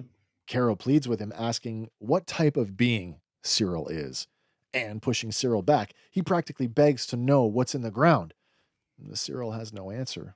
Instead, he tosses Caro to the ground and slips away into the crowd. That's another interesting point. The idea that the people of Gorman didn't know that this mineral existed on their planet. Or what its specific What use was, it's Yeah, I value. guess so. Yeah, that makes sense. They're using it for a very specific No, purpose. you're right, You know. and that they would not know. No, you're Right. absolutely right. In the Imperial building, Captain Kaido looks over the plaza before returning inside where Dedra waits. She asks if everything is to his liking, and he scolds her to not forget the ranking as he is the trigger and she is the finger, so she should be available. Oh, that's hilarious. Man, that's serious. Yeah. I didn't I didn't contrast them like rank wise because like the Well, ISB she's is a its own lieutenant, right? division. But she's also a supervisor, which is a You yes. know, in Canada, a Navy lieutenant is the same rank as an Army captain. They R- have the Well, same weight. so that you could be there, and with him being the tactical and her being the official A officer, strategic. right? Yeah. So that could be very well track. That could track. I find it interesting that he's just this like, they make no qualms about it. I am the evil bad guy, and Oh I'm no, gonna make it obvious, and they do, but it's he's interesting that he's such a D-bag to her. he's the guy from not the actual guy, but that episode of The Mandalorian where Bill Burr and Oh, yeah. Pedro Yeah, yeah, yeah, Pascal get yeah. locked in. The guy I is know who you're talking bragging about. about killing, Yeah. dozens, if not hundreds of, No, or you're right. thousands of You're right. people. At the hotel, Cassian enters the lobby and notices Thela peering out into the plaza. He approaches and returns his room key, citing that he probably won't be back. But Thela tells him not to worry. He was never there. Thela having not logged him in the previous day. Cassian wishes him well, and he replies that rebellions are built on hope. Mm, nice. You will find parts of a rifle in a briefcase, but don't pay attention to Oh, he's carrying that. it. Is he carrying it? That's all I on his thought he person right wasn't now. carrying it. Okay. Nope. He No, like he's got the two weapons stashed, like the stock and the extension. Yeah, yeah, he's got But all is that he? stuff on him. He's not carrying the briefcase with the rest of the. No, no, the rest of the gear, like What I mean, the mirror and all that stuff, when you yeah. clean the room, you will find a few things. There will be a suitcase there with a false bottom and a You false can lid. keep You can have it. All right. This is hilarious, and I was like, "Holy shit." As Cassian exits the hotel room and crosses the plaza, just as the Gorman March begins to stream in, chanting, "We are the Gore. The galaxy is watching." Cassian finds a spot to pause for a moment, and by coincidence, Cyril passes by, neither one of them noticing the other. Yeah, that's And awesome. I was just like, "Oh," when it happened. Well, remember my comment last week, and wouldn't it be funny if they bumped into each other but didn't really? Notice Yeah, and here we and sort of have to that. yeah. Well, they are gonna bump into each other in a Yeah, way that neither the one of them can episode's basically ignore. titled after that scene. Yeah. Inside the Imperial building, Sergeant Bloy helps the novice soldiers gear up and prepare. Just as Captain Kaido arrives, he sternly tells the mobile radio man, "Don't make me look for you again," before giving him instructions, prompting him to rush off to complete a task. Captain Kaido then turns his attention to the growing crowd outside and watches. Now, the radio man is played by Levi Bent, and this is his fourth professional acting credit. Outside, Cyril continues to make his way towards the Imperial building through the crowd as Cassian makes his way up the stairs, only to find the upper level is now full of Imperial soldiers. He looks back at the plaza as it continues to fill in. In the crowd, Enza finds Dylan, and soon they join with Tazi and join in the chanting. Elsewhere in the plaza, Cyril slips through the crowd as more protesters join in, some sparking smoke sticks. Why? Why do we need fireworks at a protest? Like, that's just asking for trouble. Yeah. Taking a spot behind a pillar. Oh, that's another question. Because it's blatant when we get to the moment, the moment. Right. Are there other plants in the crowd, imperial plants in civilian dress Yeah, so I would say, that are like, there to we're work gonna up the get to crowd? that moment real soon, but I would say it's a good bet based on the trajectory that we see in real life, Yeah, it's yeah. probably a good bet that the first person that throws the rock, which is really what starts everything. Just talking about the real world analogies, what makes it more creepy and more eerie to me is that keeping in mind that this was filmed in the can, done over a year ago. Yes. Do you know what I mean? Like, that's Yeah. just like, oh my god, it's so Well, weird. I mean, it's unfortunate, like, that there's a flashlight put on what's going on today, but it's nothing new, No. like, in the world, right? Like, I mean, we both know, and I think all the people out there know. Yeah, you're right. This is so strikingly similar to what's been going on for, uh, you know, forever in parts of the world, but especially, right now in the Middle East. Yeah. It's Yeah. it's very hard to watch, but it's also, I mean, we don't want to get too wrapped up in that stuff, but it's also indicative of what happened in World War II, and that's sort of the canvas they're painting with, if Well, you I will. loved The French Resistance. one of the things I loved, outside of the show this week, as I've been following some of the media stuff, and I don't mean like other podcasters and stuff, because Yeah, yeah. there's only a They're few doing a that I huge like. press tour. The thing Yeah, I yeah, discovered about this is now that it's actually aired, all yeah. the press stuff is coming out now. There was a moment with the cast and Tony Gilroy that I saw captured the other day where Tony was going on about how, that when they offered him the show, for season 2, and he's like, "Here I have this chance to use all this stuff that I had studied that I never in my life thought I would ever have a use for other than my own personal interest." Mhm. That he on a personal level has studied the history of these, like, conflicts around the world and then Revolution.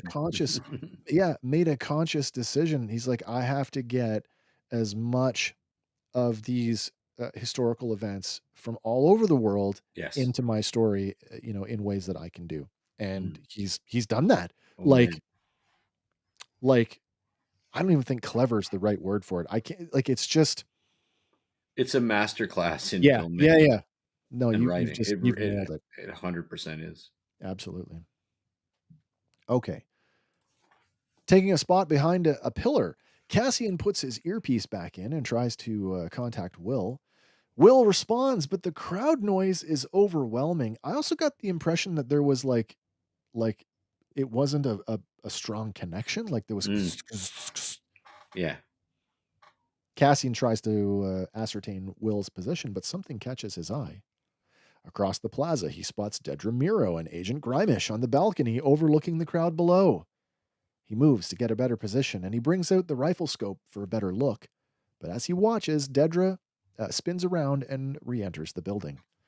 Below, as Cyril, nears closer to the Imperial building, a TIE fighter buzzes the crowd, causing everyone to duck.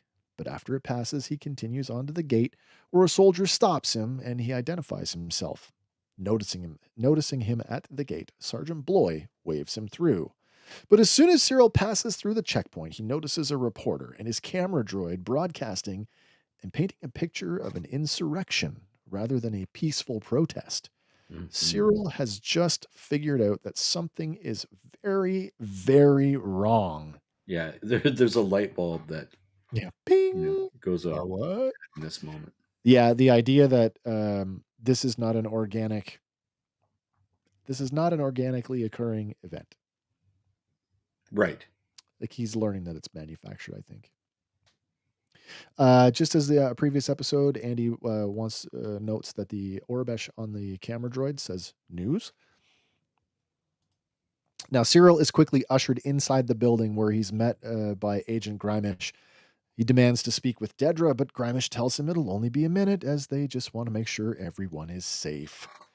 Cyril is ushered into an anteroom as soldiers rush by, dressed in riot gear. Once inside, the door shuts and, is guarded by an Imperial soldier. Passing through a second door, Cyril is met by the sight of 6 KX security droids all sitting there. Oh, And there's like other civilians in there, and they look absolutely terrified. Are they yes. are they afraid of the droids or the situation outside? I would think column A, column B. Yeah, yeah, little A, little B. Cyril fully steps into the room and the door closes behind him. All but one of the KX droids faces forward. An odd one keeps its gaze fixed on Cyril. And you know it. Remember? You just know it's K2. Yeah, wow. You just know it is, right? In the plaza, Dylan, Enza, and Taxi continue to chant along with the crowd. Cassian keeps to the perimeter and takes another look through his scope. From the building, a squad of troops, along with Captain Kaido, emerges. Kaido instructs the troops to seal off all the exits. Cassian takes note of a group of Gormans rushing down the stairs, and we see a squad of stormtroopers as the reason for their hurry. The already rising tension continues to build. Row upon row of stormtroopers fall in behind the Gorman protesters, lining the stairs down, effectively sealing off the plaza. Some Gormans panic and rush from the troopers. Meanwhile, Captain Kaido and his radio man retreat into the building with the large glass doors closing behind them. Cassian takes another look through the scope as Will consoles Drina, telling her that everything's going to be okay before ushering her off to the other rebel group so he can go and search for Cassian. Inside the building, Sergeant Bloy questions Kaido's order to send the new soldiers out to patrol the crowd. Kaido instructs Bloy to follow through or they'll spend the rest of the day in the brig. Reluctantly, Bloy orders his new recruits to ready themselves. I think Kaido basically said, I want them to essentially cut a line through so that he could get through. Hmm. He doesn't really say why, but just get me a line. I think he mentions that they've set up barricades and that the people are spilling into the Yeah, yeah. pathway that Get they're them out. trying to Yeah. create. So yeah, clear the pathway. Outside, the people continue to chant, now pumping their fists in the air. But in the background, we can see two men chipping away at the concrete, amassing a pile of rocks or Duracrete chunks, I guess. And here's the thing: like we never cut anywhere else. We don't go anywhere else. We don't go to Yavin. We don't go anywhere else. No, Through all these scenes, the chanting is incessant and it it's just doesn't building. stop. Yeah, Uh, it grows and and grows. here's another thing in this moment that there's an absence of music. 100%, Like it just, 100%. which anything entertainment without music, I don't think like we know how much music affects the impact of how we see stuff. Sure. But now it's the absence of that sends it home that this is a protest and this is what it would sound like. It wouldn't be. No, 100%. Yeah. Yeah, yeah. Where are we at here? We're going to number 15. Okay, Enza begins to take note of the various happenings around her, including Dylan handing out the Molotov cocktails. Mm, Elsewhere in the crowd, Lazine stands oddly silent. I don't think it's that odd, to be honest. no. The tension can be cut with a knife as Lazine removes his leather cap. The music has risen significantly and it continues to build. With all of the explosives being handed out, Andy says, I absolutely did not expect what happened next. Lazine begins to sing the Gorman national anthem. Dylan, taking notice, joins him. Others begin to join in as well, and Enza makes her way over, joining in, and before long, the entire crowd is singing. Inside the IOC building, Cyril quietly makes his way out of the holding room and up the stairs towards Dedra. Outside, Sergeant Bloy cautiously leads his soldiers forward up the lane into the heart of the singing protesters. Oh, look, it's Andy from Woohoo! it's Andy from He's YouTube. alive. There is music, but it bends and dips to continue the rising tension. They discussed it in the declassified short. Yes. Nice. The Gorman National Anthem. Raise your eyes to homeland skies. We are the Gore. Breathe in the air and know you're there. We are the Gore. Valley, Highland, let me spend my every day there. Call your kin to come and sing. We are the Gore. Voices loud and standing proud. We are the Gore. Valley, Highland, let me spend my every day there. Tight the weave and roll the sleeve. We are the Gore. From Navishare to Palmo Square, we are the Gore. Valley, Highland, let me spend my everyday there. This is a quote from Nicholas Britell. Says Tony and I started work on the Gorman National Anthem before season two began filming. As we were writing the anthem together, our goal was to create something that felt both timeless and authentic, which could also feel like an emotional rally cry. I feel like that works. Oh yeah. Above the crowd, Dedra peers out the window, but in doing so gives Cassian a clear view of her through his scope. Just then, a determined Cyril rushes in, Grimish in pursuit, telling him to wait. Cyril demands to know what Dedra is doing. Oh, this this scene gets so like, uh-oh. Yeah. She barks at Grimish to leave, which he does, closing the door behind him. Again, Cyril questions what they're doing here, but Dedra simply tells him they are following orders. Cyril asks her how long she's known about this before screaming it at her. Her usual stern expression changes to shock and fear. So She this is tries. the inverse of the scene where he rescues her. Oh So my god, yeah, the only other time we see her in the entire show up to this point being fearful. vulnerable Yeah, is after she's you know being dragged to the streets in barracks, and Cyril snaps her up, pulls her into that room, and yeah, this is ostensibly the inverse of that scene, like the way he grabs her, but to comfort her, to hold her, and to reassure her in that yeah. scene, as opposed to the way he manhandles her here. Cyril asks her how long she's known about this before screaming it at her. Her usual stern expression changes to one of shock and fear. She tries to tell him they can discuss it later, but he grabs her by her shoulders and tells her it's too late already. Things go from bad to worse as Dedra tries to explain it away, but an enraged Cyril grabs her by the throat, demanding that she tell the truth or he'll toss her out the window. What? Yeah. That whole, are they really in love? I find myself eating those words all of a sudden. I mean, I disagree with that. I don't know I that I've feel like ever been as angry at somebody that I love as I have been at a stranger. he's Not that feeling I've the ever put weight. hands on anybody, but it's that emotion, that level of I think uh feeling the weight of the betrayal that the he's betrayal known. is exactly Yeah, what it. I've given yeah. you everything. I've done everything for you. This has all been about you, and now you were telling me, yeah. No, I agree with that.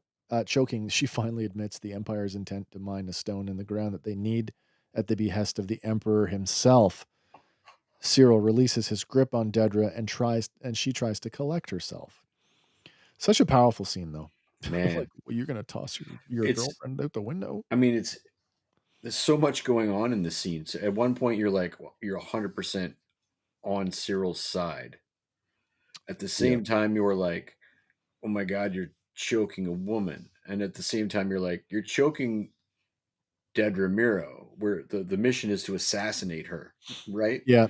And at the You same might time, do it for Cassian. you're watching you're watching this woman who we've seen be the stern taskmaster fall to pieces, become vulnerable. There's so much going on. There's so much Yeah. subtext in the scene where their dynamic flips. That's what happens Yeah. here. Their dynamic flips 180. Elsewhere in the crowd, uh, did I get there? Did I go there? What number am I on? 17. Cyril recoils and asks how long she's known, but she tries to convince him that it's all for the best. They'll be returning to Coruscant as heroes, finally admitting that it's been in the works for years. She switches gears here emotionally and then in rapid section from timid to happy, then back to belittling, noting that he didn't mind the promotions, Mm, meaning Cyril didn't mind the right, promotions. right. Realizing what she's just done, her tone changes again. Cyril looks at her with contempt and disgust as he backs away and wishes her good luck before leaving her alone in the room. Back outside, all the Gormans continue to sing as Sergeant Bloy orders the troops forward into the heart of the crowd. We cut back inside to the IOC building as Cyril rushes down the stairs past the troopers. A soldier tells him to stop, but he hops the barricade and he moves out into the sea of Gormans. Elsewhere in the crowd, Will continues to look for Cassian. Back inside the building, Dedra returns to her office where Grimish is waiting. She barks at him to find Cyril and don't let him leave the building. But Grimish tells her that Partagaz is on the comm. Outside, as Cyril continues to make his way through the crowd, he spots Enza, Dylan, and Lizine singing. Cassian finally gets part of a message through to Willman as the riot squad raise their shields to try and keep the Gorman protesters in line. But from within the crowd, Capso throws a chunk of rubble, striking one of the soldiers. More debris is thrown at them, with those closest to the troopers becoming increasingly agitated. One soldier ignites his shock baton. Will and Cyril continue to push their way through the sea of protesters, but it's Cyril who stops and sees the stormtroopers standing steadfast on the stairs, blocking any exit from the plaza. Do you feel like he was trying to link, like at this point when Cyril's making his way through the crowd, that he's trying to link up with the Gormans? I'm not sure what his thought process. I just think he fully understands that he's on the wrong side. That now he's one of them. Yeah. He's always been so. And for me, it when he's play acting at being like anti ISB and sympathetic to the Gore, it might not have been so much play acting. Like it might have just been, I'm being genuine, and that's why you're buying it. Yeah, yeah, yeah. His thing has always been peacekeeping, right? His thing has always been believing that the empire was doing the Well, right thing and just, and we meet and like him and like he's a a little kid corporate, who grows up to want to be a police officer, not yeah, corporate understanding that cop. things are corrupt. Like it's that. Yeah. Yeah, yeah. Excuse me. Back inside the IOC building, Dedra removes a headset, having just finished her call with Partagaz. Captain Kaido asks for orders. Dedra pauses for a moment before coldly telling them to proceed. She's very shaken, like she doesn't want. Hmm. You don't think she wants to do it? No. The powder keg is about to explode. Kaido radios a sniper perched high above the plaza and gives the order to fire at will. And Dedra stands there in silent shock. Outside, Cassian looks up to see two TIE fighters buzzing the crowd. Everyone ducks except for Cyril. On his perch, the sniper, looking down his scope, takes aim, but it's unclear who the target is going to be. His finger squeezes the trigger. A shot is fired, and it strikes one of the young soldiers, killing him instantly. In that moment, when they put a sniper on the roof, like just the sight of the sniper, I wasn't convinced. It took me a few seconds before I realized, oh, they're gonna shoot one of their own people to Yeah, it make wasn't it until work. he took a beat on it, and then I thought, Yeah. what a great place to it Yep. would have been to have Bill Burr's character. I mean, when she says you need, like you said, you need a rebellion that you can count on to do the wrong thing. Well, this is it, Yeah. and I We're mean, just gonna it's manufacture that. right. It's the classic false flag. I mean, Yeah. and you see the trickle, like they blew up their own building. That's the smoke from this morning that drew all the Yeah, protesters. yeah, yeah, yeah, It's yeah. them blowing up their own building. Sergeant Bloy calls for help and tells the soldiers to open fire. The first protester to fall is the one who climbed the memorial. As soon as the shot is fired, not only does the singing stop, but the musical score stops as well, and all we hear are the Gorman people scream and panicking. The soldiers continue to fire into the crowd as the chaos overflows. This was a hard watch. Yeah, Civilians are gunned down. One of the militant protesters returns fire with the weapon that he had concealed. Cassian assembles his rifle and takes aim, but lowers it again when he doesn't have a clear shot. With the Gorman people now having returned fire, the stormtroopers open fire into the crowd. turns out one of my greatest fears is a stormtrooper that can hit its target. Stormtroopers that actually know how to shoot. Jesus Christ. Dylan, Enza, and Lazine take up positions and return fire as Sam tries to usher people to safety before returning fire as well. Willman takes a spot behind a wall around the memorial and he fires at the stormtroopers as other civilians fall dead to the ground. Tazi cowers by a bench as shots whiz by. The sniper above the plaza now picks off Gormans indiscriminately. We see some of the protesters make their way towards another exit, but it's blocked by more soldiers and a transport. They open fire on the people as well. The members of the Gorman Front continue to return fire, though their shots endanger the civilians as well. It's a turkey shoot. Ugh. It's utter chaos at this point, people running, screaming, falling, and trampling the others. Side note, there were approximately 350 extras dressed by the costume department for the massacre sequence. Hmm. Tazzy stands to fire, but we cut to a view from over Willman's shoulder, only to see Tazzy fall dead. Willman continues firing. Dylan lobs one of the Molotov cocktails towards the barricade, erupting in a blast of fire. Inside the Imperial building, behind the safety of the glass, Captain Kaido looks out at the chaos and gives a smile. Over at the hotel, Thela hides behind the check in desk and he urges people by the window to get out of the way and take shelter. Cut back to Cassian, who looks for a position only to be passed by civilians fleeing from stormtrooper fire. He swings back, dropping the trooper with a single shot before moving forward. Across the plaza, Lisa steps out to take a shot but is struck by enemy fire. Sam watches her body fall lifeless to the ground. Lazine drags a wounded protester out of the line of fire as Dylan attempts to lead a charge into the Imperial building, but he's struck down and curls into the fetal position as Enza watches and then continues to fire. Grimish returns to Dedra's office, informing her that Cyril is outside in the plaza. She rushes to the balcony despite Grimish's protests. Spinning round, Cassian sees her briefly on the balcony and takes aim, but before he can get off a shot, she retreats back inside. Elsewhere in the building, Kaido gives the order to put them out there. Put them out there. Mm-hmm. We see the bodies of soldiers and troopers piled up, including Sergeant Bloy. From beyond the bodies, emerging through the smoke, the 6 KX security droids emerge from the IOC building. And in this moment, I'm like, is this what it looked like on Mandalore? On the I mean, yeah, like a snippet of it because on Mandalore it was just hundreds of them, if not thousands of them. yeah. One of the KX droids kicks a barricade across the plaza, Oh taking out my god! multiple rebels in its path. Enza fires at the droid to no effect. Another rebel retreats and knocks her over, causing her to drop her blaster. She scrambles to escape, but the KX droid catches her and, in a brutally violent act, tosses her clear across the plaza, killing her in the process. Still wounded and helpless, Dylan looks on in horror. The KX droids, I like. There's a moment where it was like the Flintstones, right? Bam, bam, bam, bam, bam. They were just Right? so brutal. Yeah, there there really was a couple of Bam Bams there.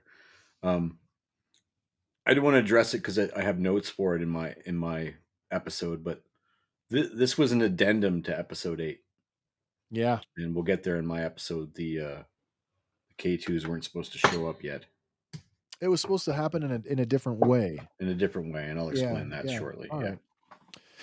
Stunt coordinator Mark Maley says that in the declassified episode that this was shot in the throw was one continuous sequence showing the entire process of launch to landing. Ugh. That's pretty cool. Amidst all of the chaos, a shell-shocked Cyril stands in the middle of the plaza, absorbing everything around him as blaster bolts scream past his head. A tear rolls down his cheek as the devastation surrounding him assaults his senses. By one of the pillars, it's really sad too, because here's a guy He's that, guilt. Like he's got to know that this is his fault. Like he planted these seeds on Gorman. Like he made contact. He's the one who gave them the intel for yeah, the first Gorman rebel mission. Like on the weight another of that is like it's on yeah. another level, touching back to his like him wanting to be a cop and how he was such a stickler for like order, which is Hmm. all the things that the Empire is supposed to represent. And here we are in the most chaotic thing that he could be in, right? Right. It's all come undone. Yeah. Um, by one of the pillars, Sam comes under heavy fire and he cries out for help. Inside the hotel, Thela arms a grenade and tosses it to the front window of the hotel. Cassian takes aim, this time finding Dedra in his sights. But the moment is interrupted by the explosion from the hotel, sending stormtroopers flying through the air. That was well done, by the way. That looked really Oh, good. it really did. Do we Dedra think rushes. Thela lived through that? Thela? I don't think so. I don't think so either. I don't think so. Makes it super powerful that he made that choice in that moment. Dedra rushes to the window to see where the explosion came from, and below, Cyril stops cold as something catches his eye. Oh man. It's Cassian. But Cassian, still focused on the task at hand, lines up for another shot. Dedra now firmly in his crosshairs. But Cyril rushes and spears Cassian backwards, compromising the shot, sending the two men tumbling into the cafe. Before Cassian can recover, Cyril viciously attacks, slamming Cassian's head into the ground and choking him. Cassian tries to fend off the attacker, but quickly losing breath, he smashes a bottle over Cyril's head. The reprieve is only momentary as they quickly resume the struggle. Cassian, being the more experienced fighter, gains a slight advantage, but an explosion from a grenade outside sends the two men flying. Cyril appears to be out, so Cassian again scrambles for his blaster, but outside fire causes him to dive over the counter, seeking cover. Cyril comes to and snatches up Cassian's rifle, then slowly staggering to his feet, circles the counter, taking aim at the rebel pilot. He pauses momentarily as Cassian asks, "Who are you?" No, and that's when it occurred to me. No They've idea. never, This guy's been hunting him for 2 seasons, for 5 yeah, years. 5 years. This is the thing that he's been obsessed with. And to hear in that moment, who are you? It's I like Spider-Man 2 when Electro when Spider-Man has no idea who Electro is. Right, right. You know what I mean? And I really think in that moment, when he puts that gun down, I don't think he's going to kill him anymore. I think that all the energy comes out of it when he realizes that it's not personal. You almost think there would be a moment of parlay between the two of them, but like amidst I all of honestly the, thought there was going to be a yeah. This was yeah, this was so shocking. yeah. Um, where are we here? We're on number 26. Okay, Cyril comes to, snatches the rifle. Snatches Cassian's rifle, then slowly staggering to his feet, circles the counter, taking aim at the rebel pilot. He pauses momentarily as Cassian asks, "Who are you?" Cyril's eyes well up with tears, and he lowers the weapon, but a blaster bolt strikes the side of his head, killing him instantly. The camera cuts, and we see Carol Rylance responsible for the shot as he stands frozen, having just taken a life. Cassian stares at And the. that's the peaceful resistance guy. Yeah, yeah, yeah, yeah. So It's tragic. it's the only thing that was it about their dignity. It's the only dignified thing to do. Oh, So much for dignity. oh God. Cassian stares at the lifeless body of his unknown foe, but Will enters and urges Cassian to go, helping him bear his weight as they exit the cafe past the fabric merchant. Alone in her office, Dedra looks out over the plaza at the last shots of the battle, and we cut back outside to where Will and Cassian rush, running into Capso on the street. Will asks where Drina is, but Capso doesn't know. He thinks that she might have gone back to the headquarters to get a message out, but he's unsure and then rushes off in search of his brother. Will moves to go with him to find Drina, but Cassian stops, imploring him that they have to leave. It's kind of interesting as Will is now in a situation with Drina very similar to Cassian and Bix. Love has found its way in the rebellion, as it were. Will makes poor decisions. I think at this point in the chat, I messaged you because we were watching it sort of in real time, and I'm Yeah. like, and so ends the story of Cyril Karn. I yeah. I mean, And there's a it's there the it's fact not that a no, you go it's first. not a Bruce Willis movie, but I didn't see that coming. No, I didn't either. Here's the other one that got me. Cyril Karn dies a nobody. Not even a Absolute nobody. footnote. Not even a like No. a scratch on like everything he did was for nothing. No, so there's a scene, I think, is it at the end of this episode or is it in my episode and I didn't get a I don't know, I think it's in this episode. Maybe Andy got it, so I don't want to get ahead of it, but Sure. I mean his mom is crying. Yeah. And Yeah, you yeah. know it's not because of what happened to Cyril, because there's no way for her to know that, because like you say, he died and nobody. Yeah. Chances of the information getting out are probably like that quickly. She's crying on behalf of the Empire. Yeah, It's you think so? crazy. I think Yeah. so. Yeah. I think so. Yeah, crazy. Uh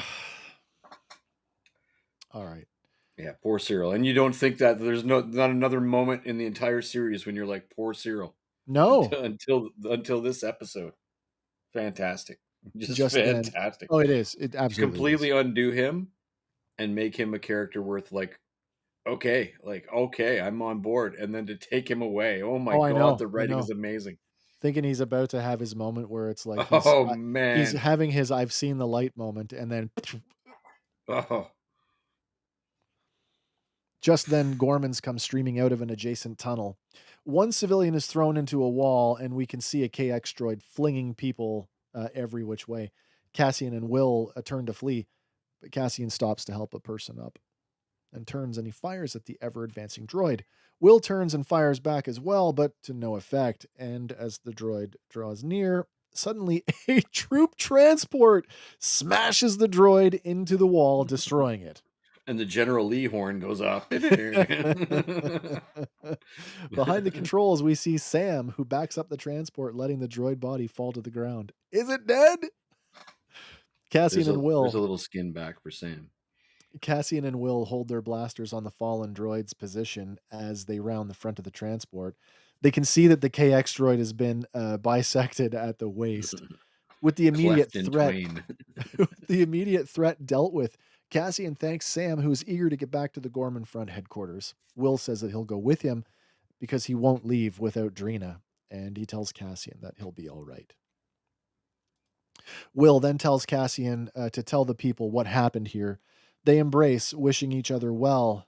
And then there's this really nice. This is actually the second time because they do it once in my episode too at the hotel. I forgot to mention that Mm, they have this like moment where it's like Ferrex, Stone and Sky, which yes. I don't Yes. think.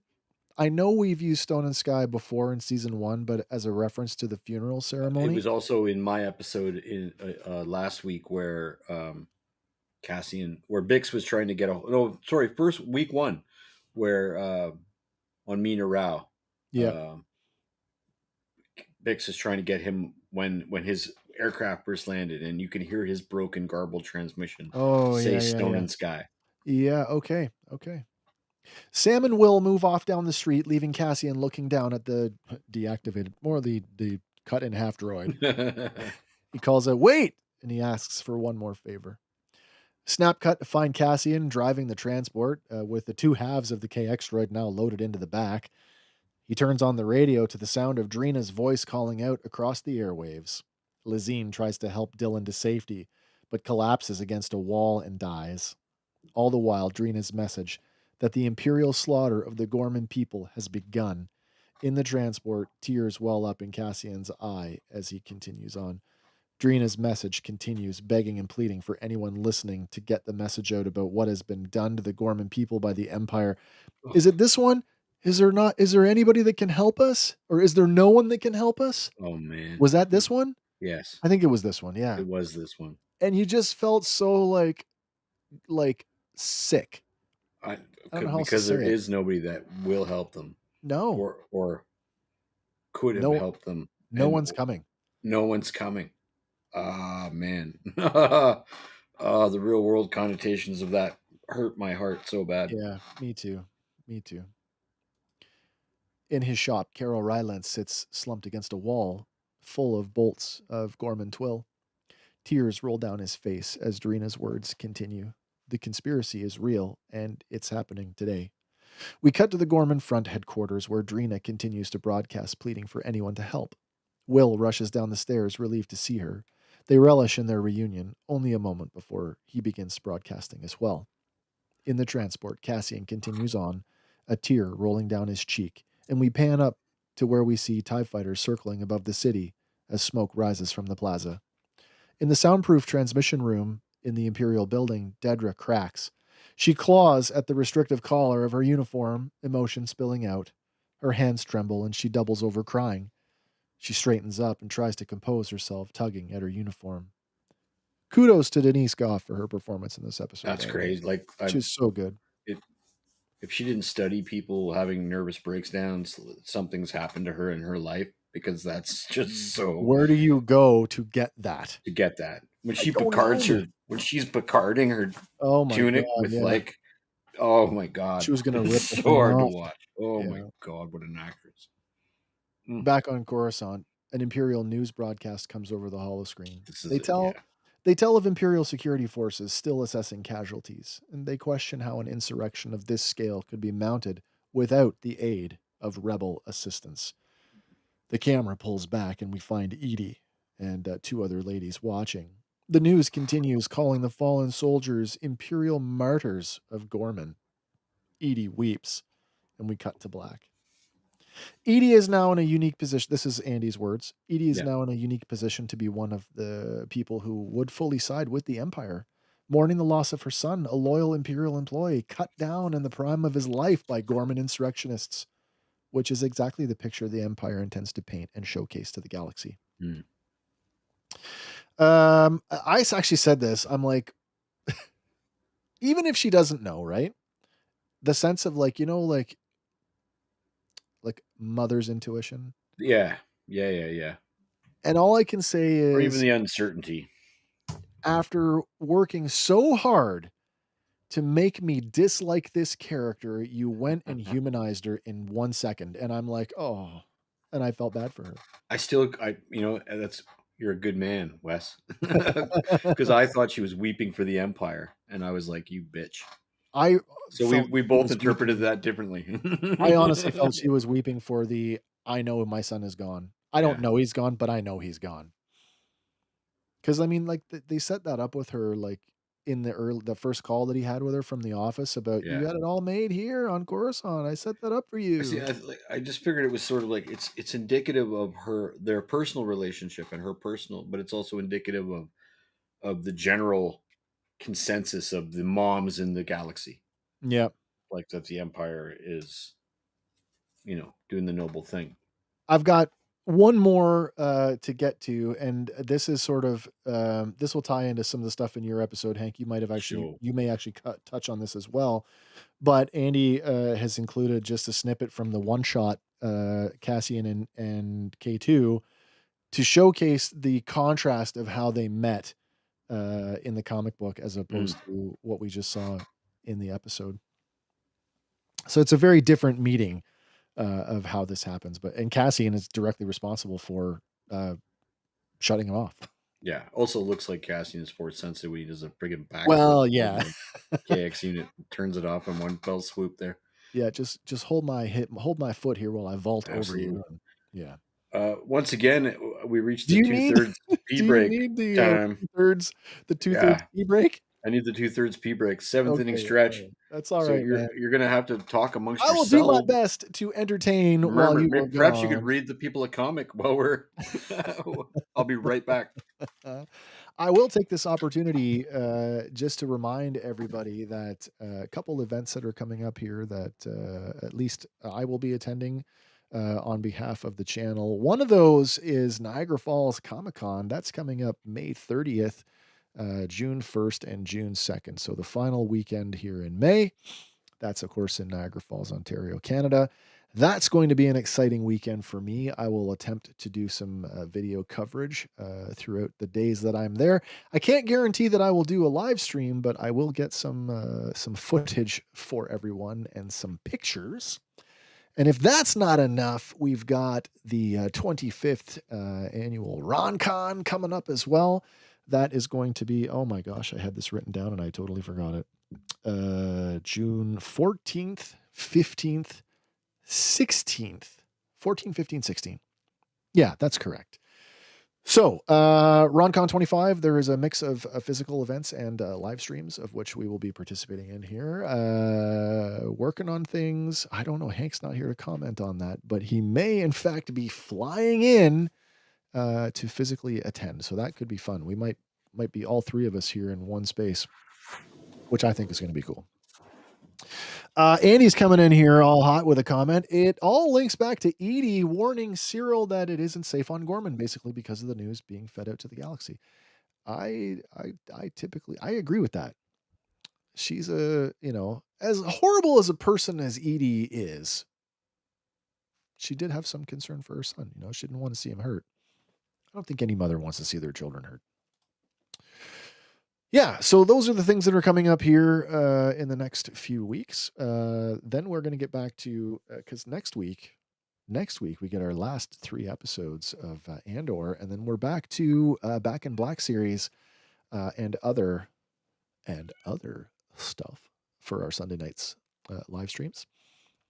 There's a good chance we may go into season 2 of Ewoks. So if you caught our Tales from the Moon of Fandor review series for season 1 of the Ewoks animated series, you may enjoy looking in on that one.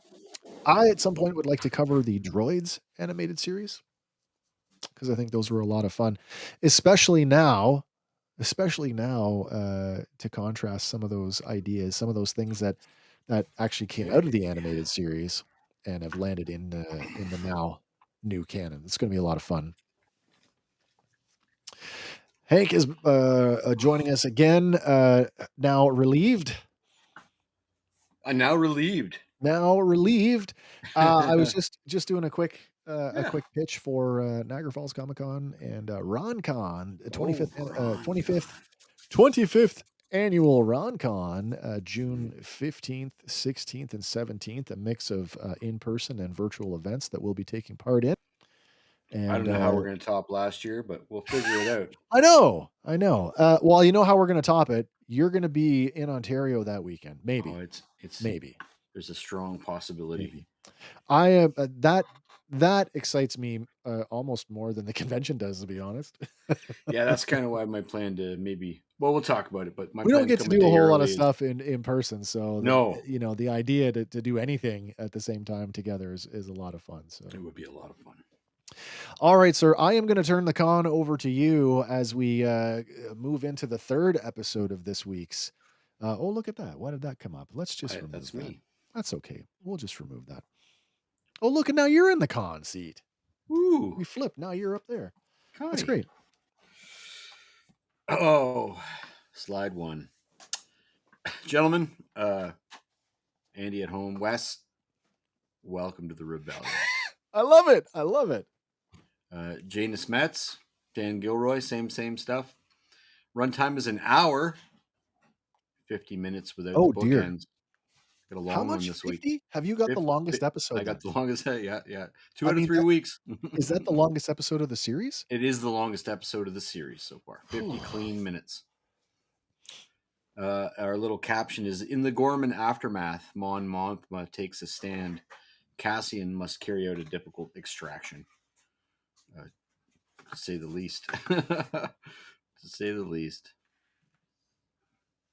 Where are we here? Next slide. There we go. So I Oh, just want to get look. ahead of this stuff because there are a ton of new characters in my episode. I just want to get them out of the way so we don't undercut the Oh, no, drama that's or good. the That's pacing. good. So No, no, I uh, appreciate that. we'll just start left to right. We'll go Beska and Ularu, Romanian-born French actor with lots of credits, including 2 episodes of Jack Ryan for something that Oh, people very might have cool. seen. Very cool. She plays Beska.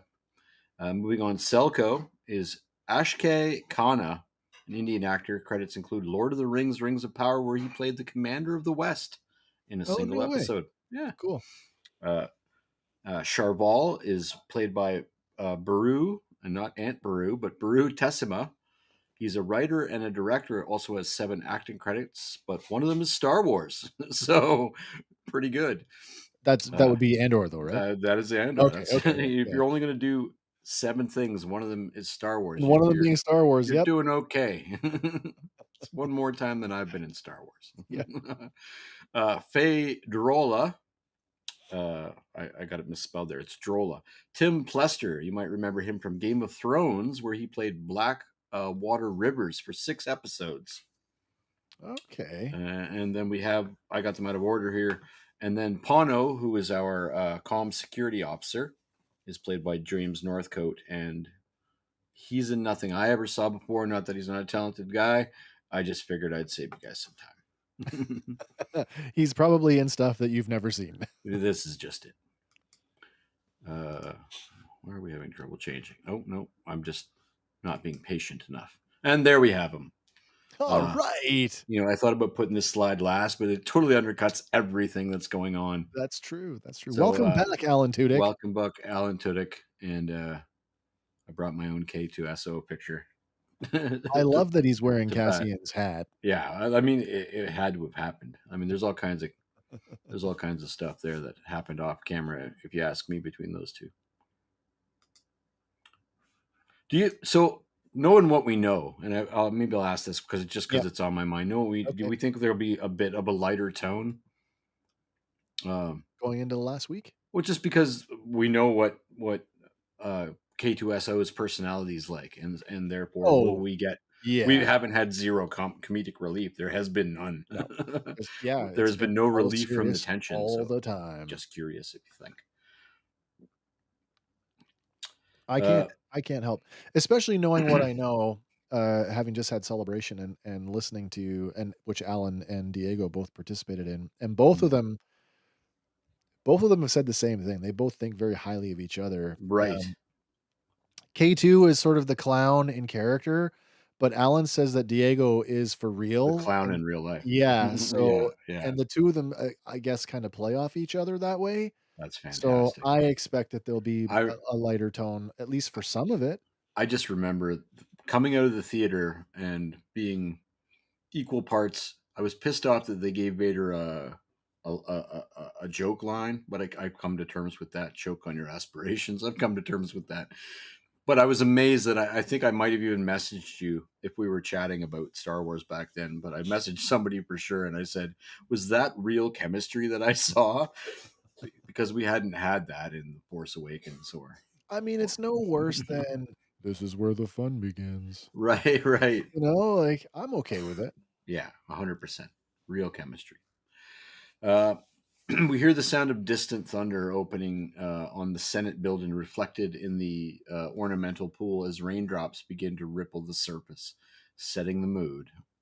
Inside, Bail Organa arrives to the tumult surrounding the arrest of Gorman Ambassador Oran.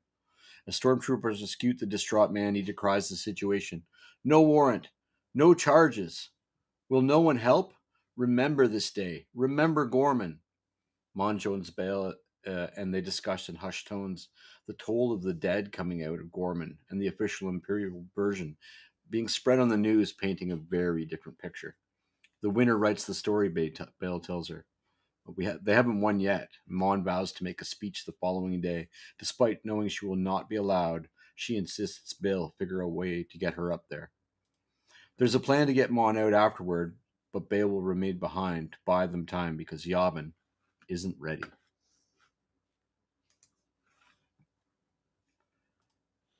There isn't really like, I mean, we cut around a little bit, but it's everything we until the end we don't leave Coruscant, so it's all one sort of scene this time instead of like Act 1 through 3. It's kind of like Yep. the finale.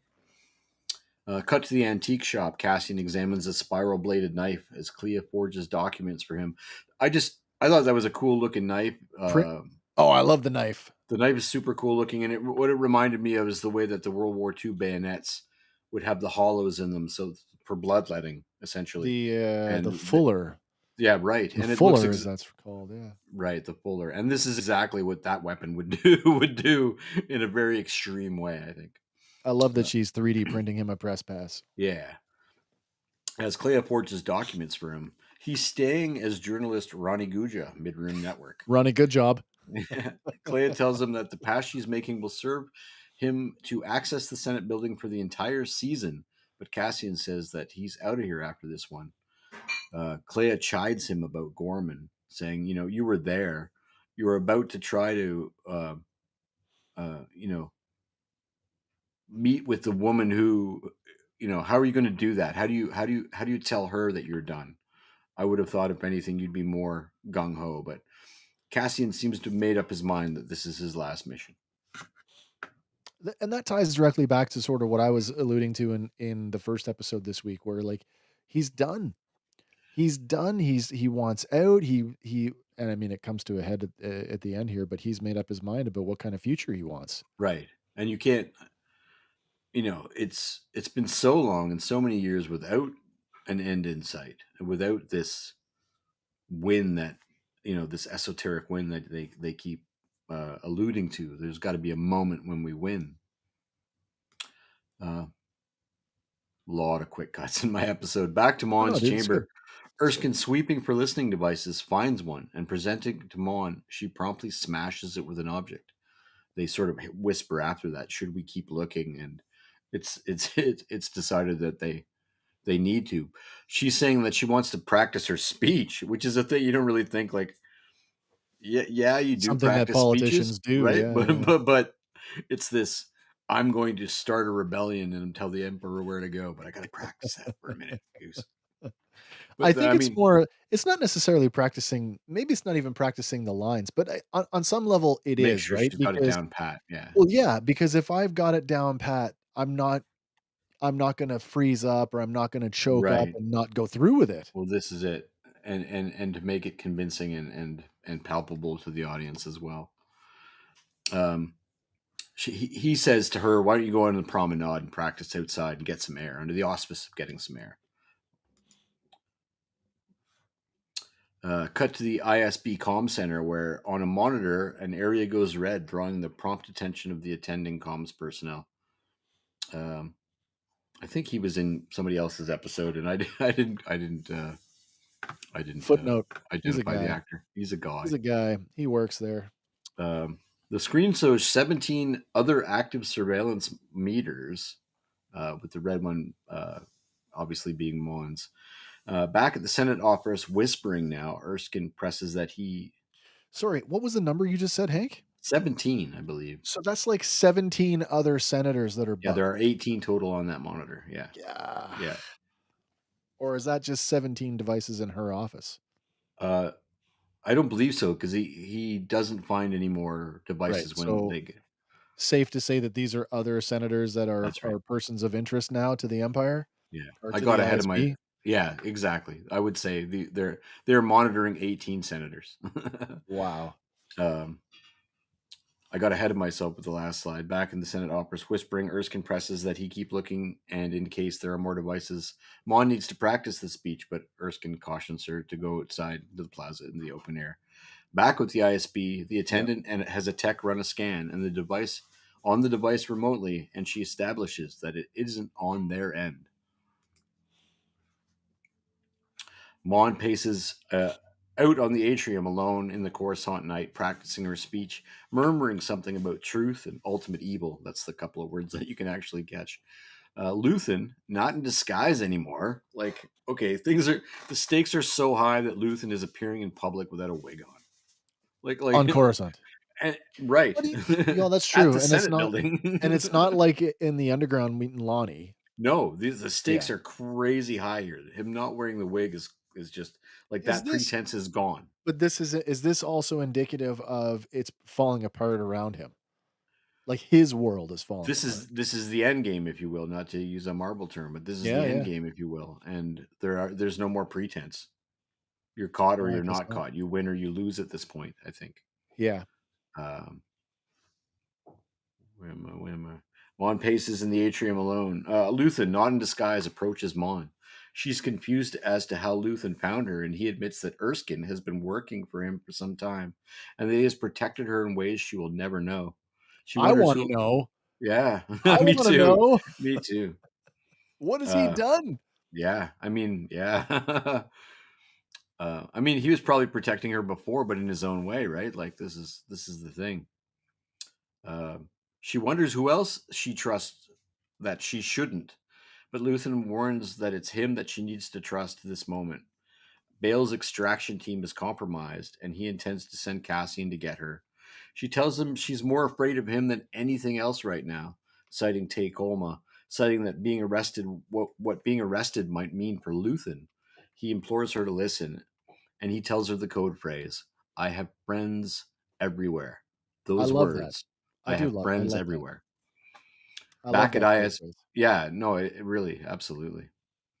Uh, like she's terrified in that moment. She's like, arrest might not be as bad as what I face with you if your decision to kill somebody is that quick.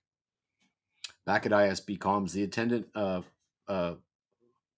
Feloniz, speaking with Legret, alerting the supervisor that in addition to Mothma's comms device being down, that the field agent assigned to her has been calling in saying that she hasn't left the Senate all day, and that it's very strange behavior. And then we see we got some Orabesh. I think it's the only Orabesh in my episode. Literally the word map above a map. So Map. scintillating stuff. Map. But then we see like that almost looks like the Senate pod chamber and that we're clearly monitoring a lot of different elements here, and her element not having a signal. Yeah.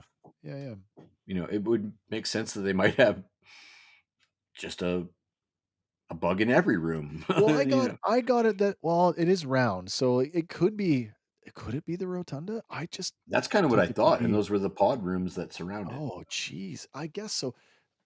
Do you feel like this is maybe just a point of I guess it isn't. The Senate offices are not in the rotunda because I can see it in the background there through the window. Exactly. No, They're in exactly. that structure, that long structure by the Right. You got water. to go down that courtyard to get there. Yeah. Yeah, yeah, yeah, yeah. Yeah. At dawn, so she's been out there all night practicing her speech or talking to Luthen or what have you. At Yeah, dawn, Mon returns to her office as Erskine mills about.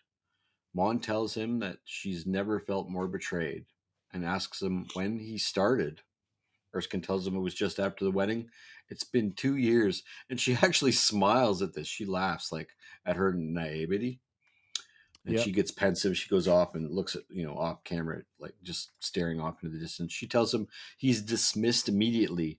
Somberly, he leaves her chamber, telling her it's been an honor.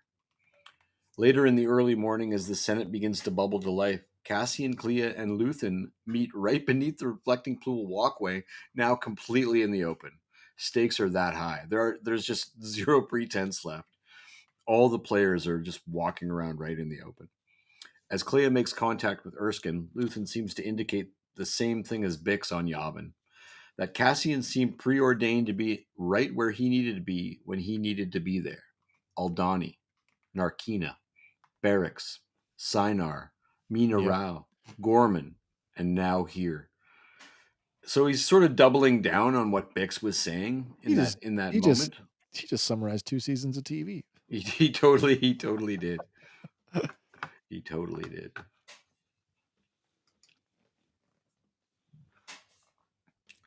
Uh, Legret makes contact with Cloris, who informs them that Mothma hasn't left the Senate the whole night.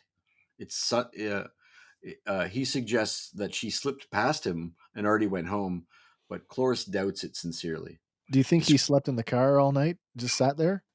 yeah, 100%. I think he did. I Yeah, I mean, guess so. yeah. Where else is he gonna go? Descriptive audio calls the blue shirted Imperials police officers. That's an interesting one. And I immediately, "Oh, blue. We're still using blue for Senate security." I like that. Right. Yeah, And it's very close in tone to the blues we saw from the Senate guards that's in, right. Phantom Menace. Yeah, it might even be the same blue, if you will. But Uh, it's interesting that New Republic security is also blue it and is. all the New Republic uniforms. We've gone back to blue, baby. Ew. We focus on three people here: a woman and two men passing checkpoints to enter the Senate. This must be Bale's team. Cassian also passes a different checkpoint, barely, as the communication security officer stationed here, Pano, questions why it wasn't called in, and saying with no assign. Oh my god, I just have where autocorrected something weird to me. They don't, Oh, with no yeah, yeah, booth yeah. assigned, Ronnie Guja will have to float today. Floater. Which is Float, to his advantage. right? It's absolutely to his advantage, and I mean, that's the only way you could have it. Uh, Philanese informs Legret that he's hearing chatter about prominent senators planning to challenge the imperial narrative in Gorman. That So that's on the volume, right? yes, That looked beautiful, by the way. beautiful. I quite loved it. I know that people are kinda criticizing that technology, but I loved it. Man, when it gets Loved it. perfect, it's gonna it'll do to film what Jurassic Park has already done to film. When it gets perfected, there'll Yeah, be no stopping yeah, I loved it. it. At the Senate rotunda, Bale and Mon say their goodbyes. She asks if he trusts the extraction team, and he says, "Of course." Then she asks if he knows them, and he says, "No, he can't." But with her resolve set, he tells her that he'll see her at Yavin in 1 year. Somebody has to stay behind to distract them until they're ready. Uh, and then I just, he says, tear the shit out of this place. And I thought, it was super weak line.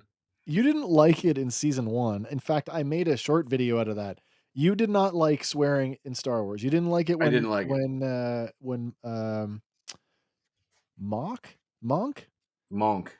Yeah, Monk yeah, had the said it. sergeant. Oh, shit. You didn't Oh, like shit. that. So I didn't like it. So, but, we totally it's normalized now. So we Yeah. glance over it because when Cassian throws the thrusters in the very first episode and it goes backwards and hits the wall, he goes, "Oh, Yeah. shit." Oh, shit. Yeah, yeah, And we yeah. just don't even so it's not the fact that it's, "Oh, shit." It's not that at all. It's the fact that it just feels tear the shit out of this place. Doesn't seem like that would come out of Bail Organa's mouth to Mon Yeah. Mothma in that moment. It didn't feel uh Organa. Is Ick. that yeah. Is that It, him, though, or is that the politician? Is this the politician's equivalent of break a leg? I guess it just felt. I don't know. That's the only problem I've had and likely to have with the entire 2 seasons. Is that line kind of was like I don't know. That was weird for me. It was like I don't know. That was weird for me. Moving on. Okay. That's fair. She is about to tear the shit out of the place. In That's fact, true. That is true. Cassian and Erskine make contact as the morning Senate session begins. It's been called early as to avoid large crowds and showings of senators.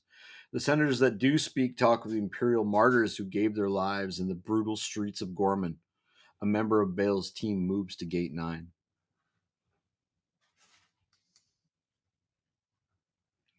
The other two of Bale's agents locate the stashed weapons cache as Erskine leads Cassian higher into the Senate complex. Back at ISB comms, Felinez, I'll figure it out eventually, reports that one of Young's agents is reporting from the Senate with urgency. Yes, yes, Young. Um, Legret takes the call, and it's Beska, who is the ISB agent. Uh, Luthen was correct. Yes, Lonnie's still pulling the strings back there. Yeah. That's just awesome. I love it. But her partner is assumedly a legit rebel operative, and he confronts her. She quickly gets the drop on him, killing him with his own blaster. The call with Legret is severed. Well, that's concerning. That is concerning. Uh, but it's nice to know that the intel is still sharp on Luthen's behalf. I have friends everywhere.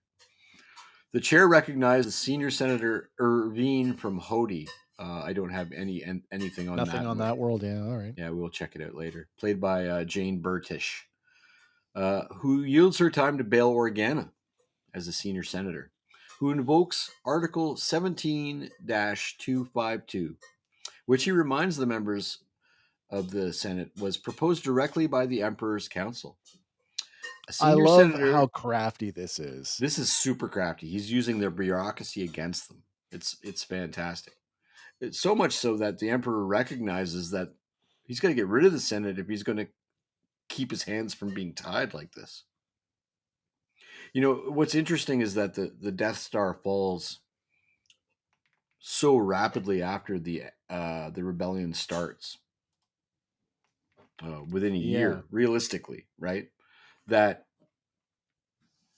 that when he like so we see in A New Hope, we see the Emperor abolish the Senate, and then you and I have discussed this. A couple of days happen after that until the Death Star's destruction. Yeah. Alderaan, Yeah. you It's know, not very long. it's not very long, and so imagine that 6 months, a year, 5 years, 10 years had happened without his hands uncuffed like that. You only had a couple of days to play in the true unfettered power of the Empire. Yeah. No, I guess exactly. you could count uh, the hunt for the rebels as being in that prime territory too, with all their other, you know, all their willpower then bent less on governing the galaxy and just undoing the rebellion. I guess. Uh, where am I?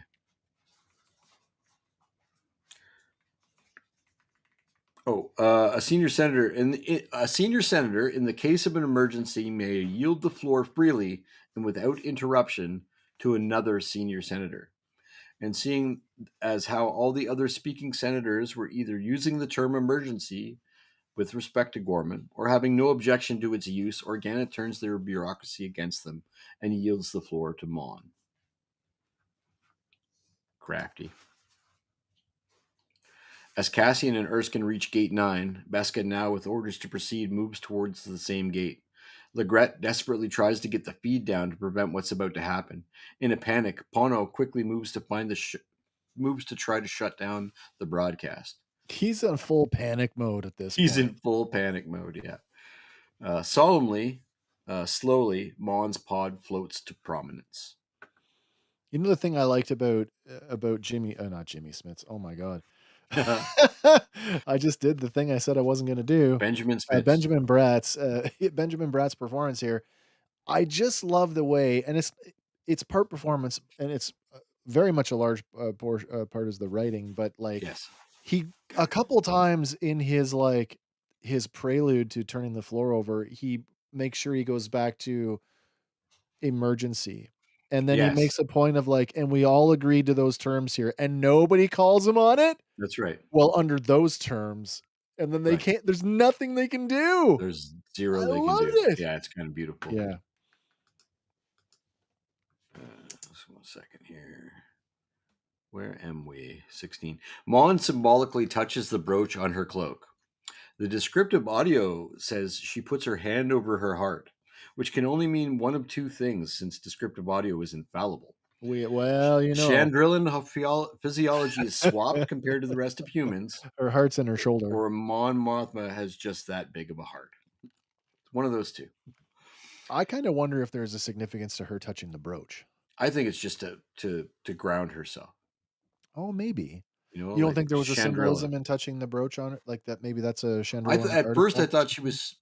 I thought she was Star Trek, like Activating a comm a device? calm, but I think it's just Oh, she's grounding herself, Chandrilla, and okay, maybe for the okay. last time, Chandrilla, because Yeah. now we're moving on to something else. Well, that is that's I don't know if it's appropriate to talk about it now. Not even not even an inkling Nope, to Perrin or nope, Lita, this nope. week, and I wonder if we're just never gonna see them again. I would gather we never see them again. You get the idea that the children have already moved on. Neither in last arc, like Yeah. last week, they hadn't seen the children in a year, No, I guess not. and neither had the boys' parents. Oh, the Skuldens. So, I you know had what I just mean? thought I guess maybe I'd sort of held a candle that there was some room for like, if there wasn't gonna be room for a reconciliation between Mon and Perrin, that he would just go full scumbag and we would see that. I mean, maybe still. There was some veiled, he's talking about sort of his own resentment. It's veiled in his speech to the kids, but I just thought there was room for more with him. I mean, it's entirely possible. Cassian uses the pass given to him by Erskine to head past security to the elevator to the Senate area proper. As Beskha arrives and makes contact with Selko, playing off not knowing where Shabal is, Pono arrives at the comms room to find it locked out. Legret sees as the broadcast continues against his orders. Mon begins her speech. This sequence of events with this door. Yeah, the door is pretty great. I have friends everywhere, literally. Oh, you did not turn. There you turn now.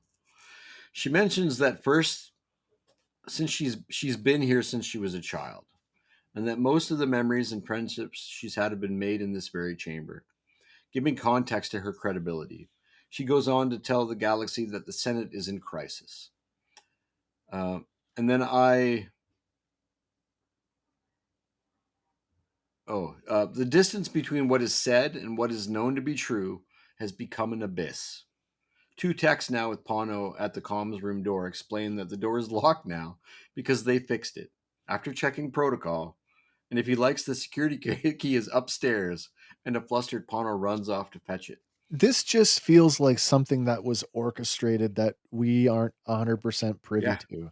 yeah. As the techs give each other a knowing glance, we were reminded I have friends everywhere. As Mon continues, we see both Cassian and Cloris really begin to listen, And this is a striking thing here is her she's playing through all the interspersed scenes. Like she's speaking right over the scene with Pano and the text right there. Yeah. Mon continues to the jeers and loud murmuring from the attendees. She raises her timbre to get above the cacophony, and I put in her the second half of her speech word for word. Can you imagine, just before you get into that, Yeah, I just wanna draw attention to, and I know we've talked about this before, how sparsely attended this is.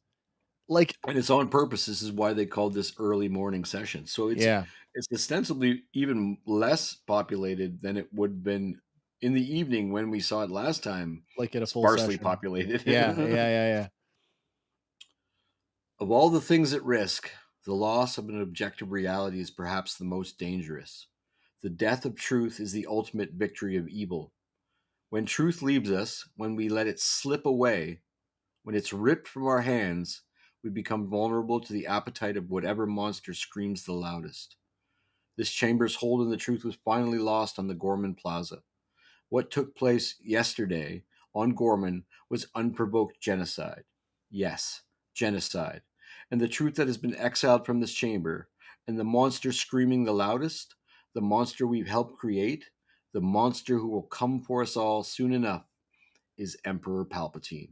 And on the last word, Pano finally manages to cut the feed. This goes That's where I said, like, "Oh," because it's the whole, "Shut it off, shut it off." Yeah, yeah. It's so tense as her words are building, as she's evoking the monster. It's boom, When it we comes down.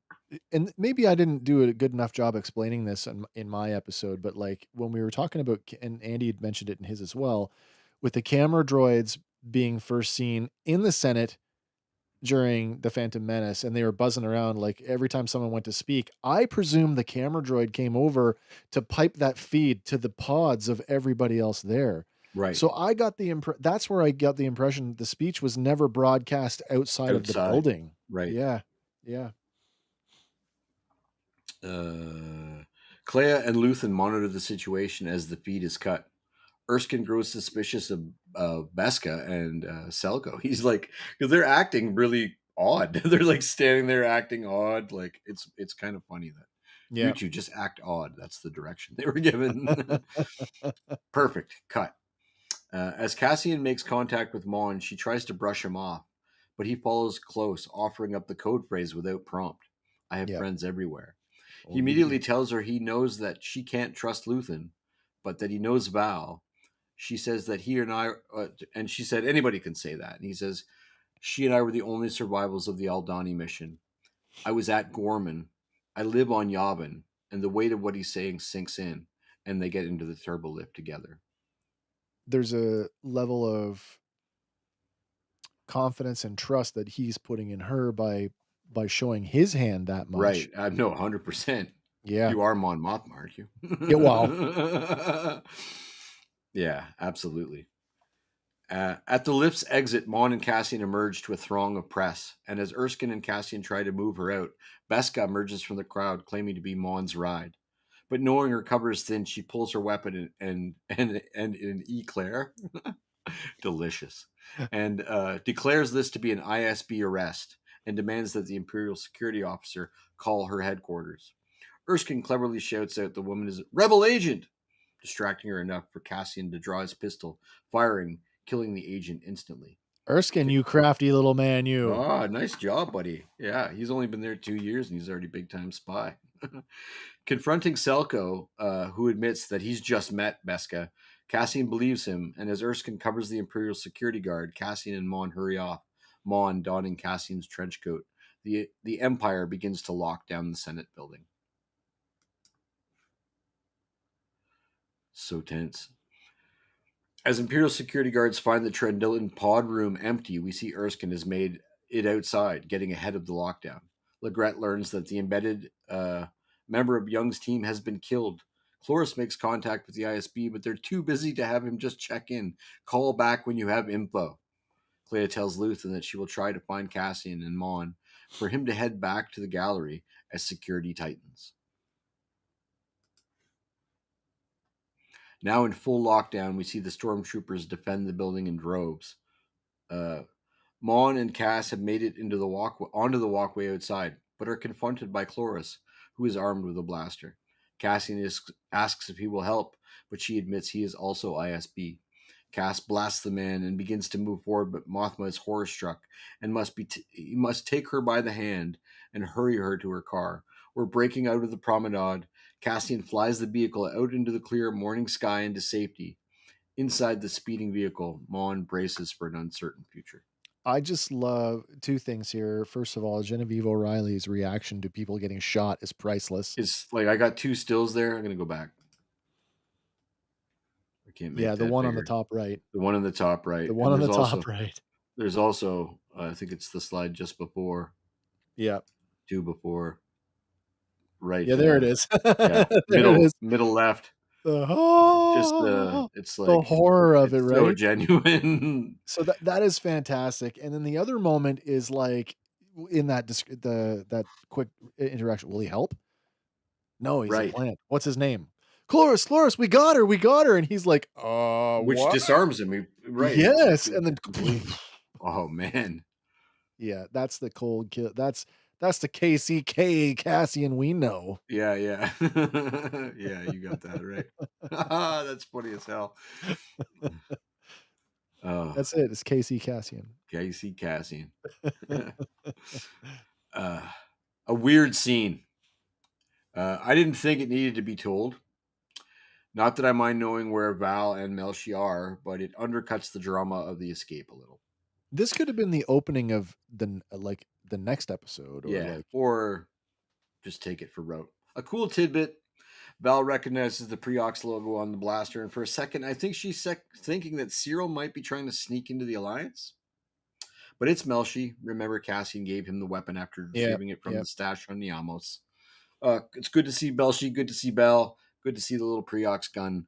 Totally not a needed I scene at feel all. like this, and here's the thing, like, I know the show has been mostly linear, Hmm. but if you go back to my episode and the freighter lands and Will walks off and all those people are getting yelled at, this is right after that moment. So I thought I heard them say Melshi's name in that scene. I didn't. I'll have to go back. I thought it was just So would like I. off in the background. You Melshi, but it could have Yeah. just been me wanting to hear But that too, right? this were if this was a time jump and this was that moment right after the freighter landed at the first episode of the week, I would buy that. For me, this is the first of three after credit scenes. Yeah. Well, no, and that's exactly how it plays. And they keep doing this, which is like just like let's do the Marvel thing, but we'll keep it within the narrative. I think this week it um, one is gut wrenching, two undercut everything that's going on around them. I feel like, Yep. but we'll get there.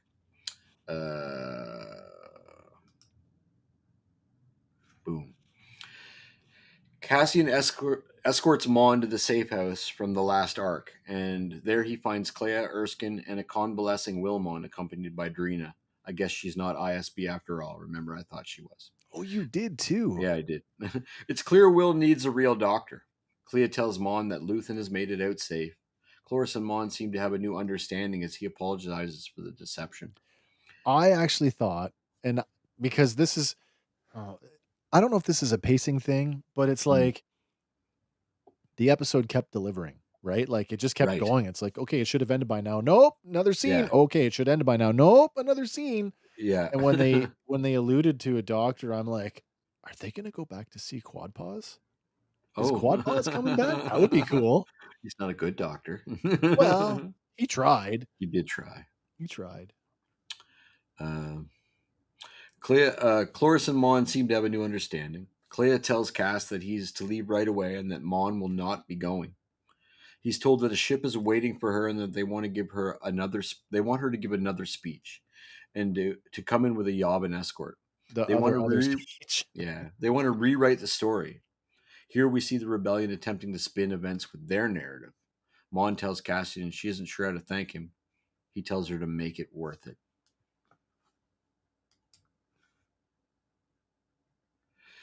Back at Yavin, Bassian. I guess I changed his name. Vasectomy. Cassian brings the borrowed U-wing in for a landing as Yeah. uh, General Draven awaits on the tarmac. As the medics offload Willman, we see a little Clone Wars Easter egg in the red sigil, universal symbol for medical units, synonymous with our Red Cross, I Yeah, guess. more or less, yeah. Yep.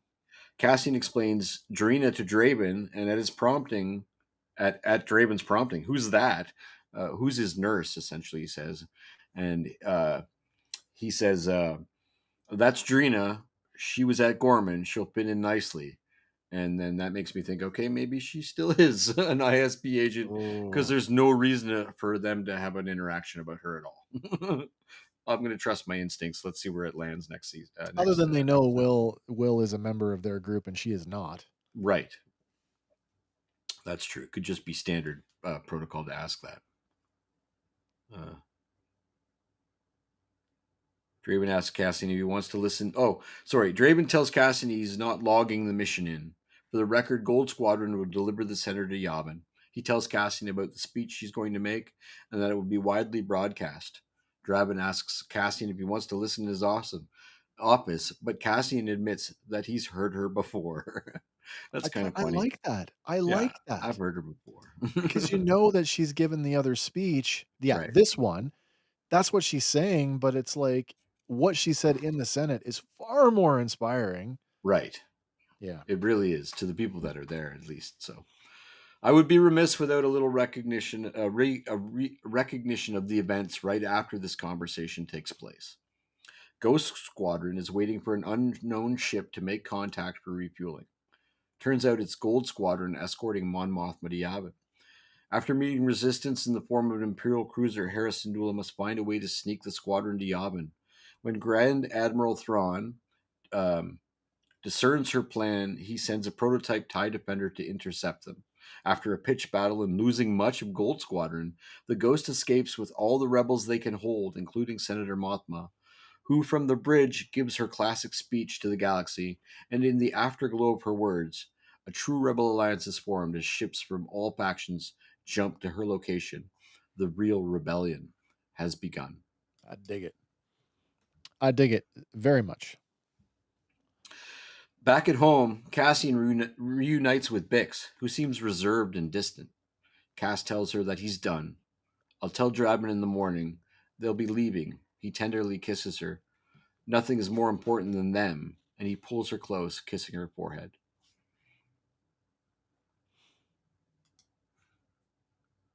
And then a third after credit scene. At dawn, Yeah. Cassian awakes alone, and as he wanders out of the sleeping area looking for Bix, he finds a bid recording that she has left. Fighting back her tears, she tells Cass that she has to go.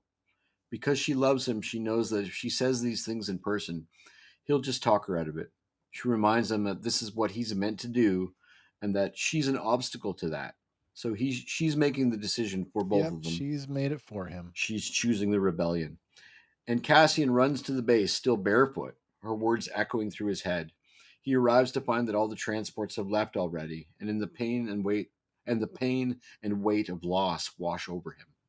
And that look is the same look that he gives in the final scene before he dies In Rogue One, in yeah. Rogue One. Yeah. Um, it's that painful. But he has no time to wallow in his grief as a duty officer requests his presence. It's the KX droid, sir. They're about to turn him back on. In the hangar, surrounded by an armed security detail, the repaired Imperial droid lays strapped to a table. A quirky repairman gives a debriefing, offering Cass a pair of goggles, which he eschews in lieu of a blaster rifle. Yep. And as the switch is thrown, Cassian's heavy blaster rifle held ready, the droid sparks to life. Locking eyes with Cassian, it speaks. Hello. If I've offended you, I apologize. If not, I'd appreciate you pointing that somewhere else. Cut to black. It's funny that, he just comes online, Corky is all. Yeah, he does. Yeah, and what he says is the tech, and I didn't write all the dialogue down, but he says, uh, a personality swap doesn't always work. There's, it's not all programming. Sometimes it's wiring and Yeah, yeah, yeah. engineering. So they have swapped his personality because he They've says those definitely tried words. to. Yeah, yeah, yeah. Yeah. With what? I don't know. I think it would be neat if he was swapped with the FANdor. The AI from the FANdor Hullcraft. Yeah, that'd be kind of cool. Oh, that's an interesting thought. Yeah, because I don't think it's going to be B2 like I would kind of hoping. No, I don't think. I think B2 is living his best life on Mina Rao with what's her name? And while I'm super glad to get the K2 stuff, I feel like it really undercuts the heaviness of Bix's decision to leave him. And maybe that's on purpose. Maybe that's what we're going to see is Maybe. Cassian give, or sorry, K2 give Cassian some perspective. By the time we meet them in Rogue One, now we know they've been together a year. Yeah. Yeah, yeah, that's right. Next week, I mean, the stakes are maybe not at their highest because we know that's the lead up to Rogue One, so we know what's coming. So I am very curious to know what they're going to tackle. Presumably, it'll be the mission to the intelligence to rescue uh, um, Jenner, so that they can get to Galen. Right. Yeah, some form of that. Whatever it is, it can't be a wasted 3 hours, and it's got to. The thing that Lauren has been saying since she's been watching this. I know he survives. I know how Yep. this ends, and I Yep. can't stop being on the edge of my seat, hoping nothing bad happens to No, him. I know Like that when you're that's watching a gripped good me as Bond well. film. When you watch a good Yeah. Bond film, you can suspend Yeah. your belief and go, "Oh, he might fall off the wing of Bond is that plane and actually in die." real danger here. Right? Yeah, But yeah, he yeah, never yeah. is. But Yeah. so that's the level of acting and writing and stuff that we're getting. I questioned if we were gonna get, sort of similar, Rogue One ending with people dying, and so Yeah. that list continues to grow, like, maybe not dying, but people exiting the show now. I mean, and you might not get something as visceral as Cyril. You might just get the character doesn't ever get mentioned again, and that's like real life. Yeah, yeah, like, we'll never see what happened to Edie, Right. and that will be fine. We'll Yeah, never yeah. see, like, we'll never go back to, the girl, Beetha. Oh, Beetha on Mina Rao. We'll never see her again. I'm gonna call it right now. I bet you that Dedra flips, and I believe that Really? when she flips, she's going to bring something instrumental to moving the plot forward.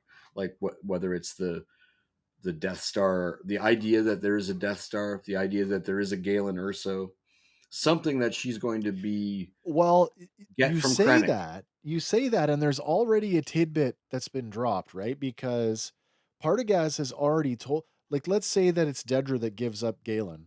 Hmm. Hey, this guy's working on the thing. It might not even be Galen, but like the breadcrumb is already there because Partagaz already told Dedra the scientists at Edu have been working on it all year. So Yeah. she knows that Edu is a thing and that there's the people that are doing this thing, they're there. What if she activates Bodhi Rook? It could be something as cool as that. Oh, that's true. The pilot.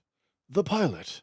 So I firmly believe after what happened to her that all her faith in the Empire is gone, and that the only thing that could save her now, like Callus, right? Like that's Callus's only choice Yeah. is to Yeah. is to is to turn. And maybe we've seen that one too many times, but I really But if think it's that done well, if it's done well, I don't if it's care. Yeah, done well, I'd watch it 16 times over. I don't care. exactly, exactly, and I probably will.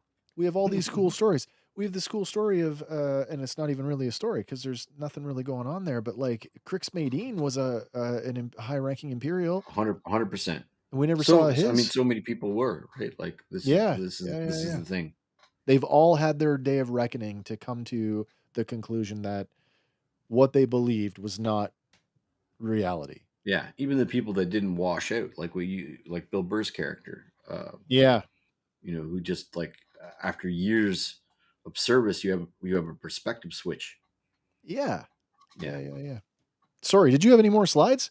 No, that's I it. flipped this back over to the You old you discussion you tab here. perfect, perfect, perfect. Yeah, right on, right on. This has been, like a total thrill ride for me, and I think, we were very much championing this show when it was announced. Who wants a fucking political Star Wars political thriller? Right? Which I don't think a lot of I would people watch ask Star Wars for, but, like, C-SPAN, yeah, yeah. man. And this season, by and large, has delivered on a level that I wasn't expecting. And I mean, I came away from season 1 thinking, "This might be my favorite Star Wars TV show." Like, Yeah, yeah, yeah. I mean, it's definitely and my second. It's definitely my second. What's your first? Rebels. Rebels for sure, yeah, okay. Yeah. Favorite live action TV show? Yes, but so they all tug at my heartstrings differently.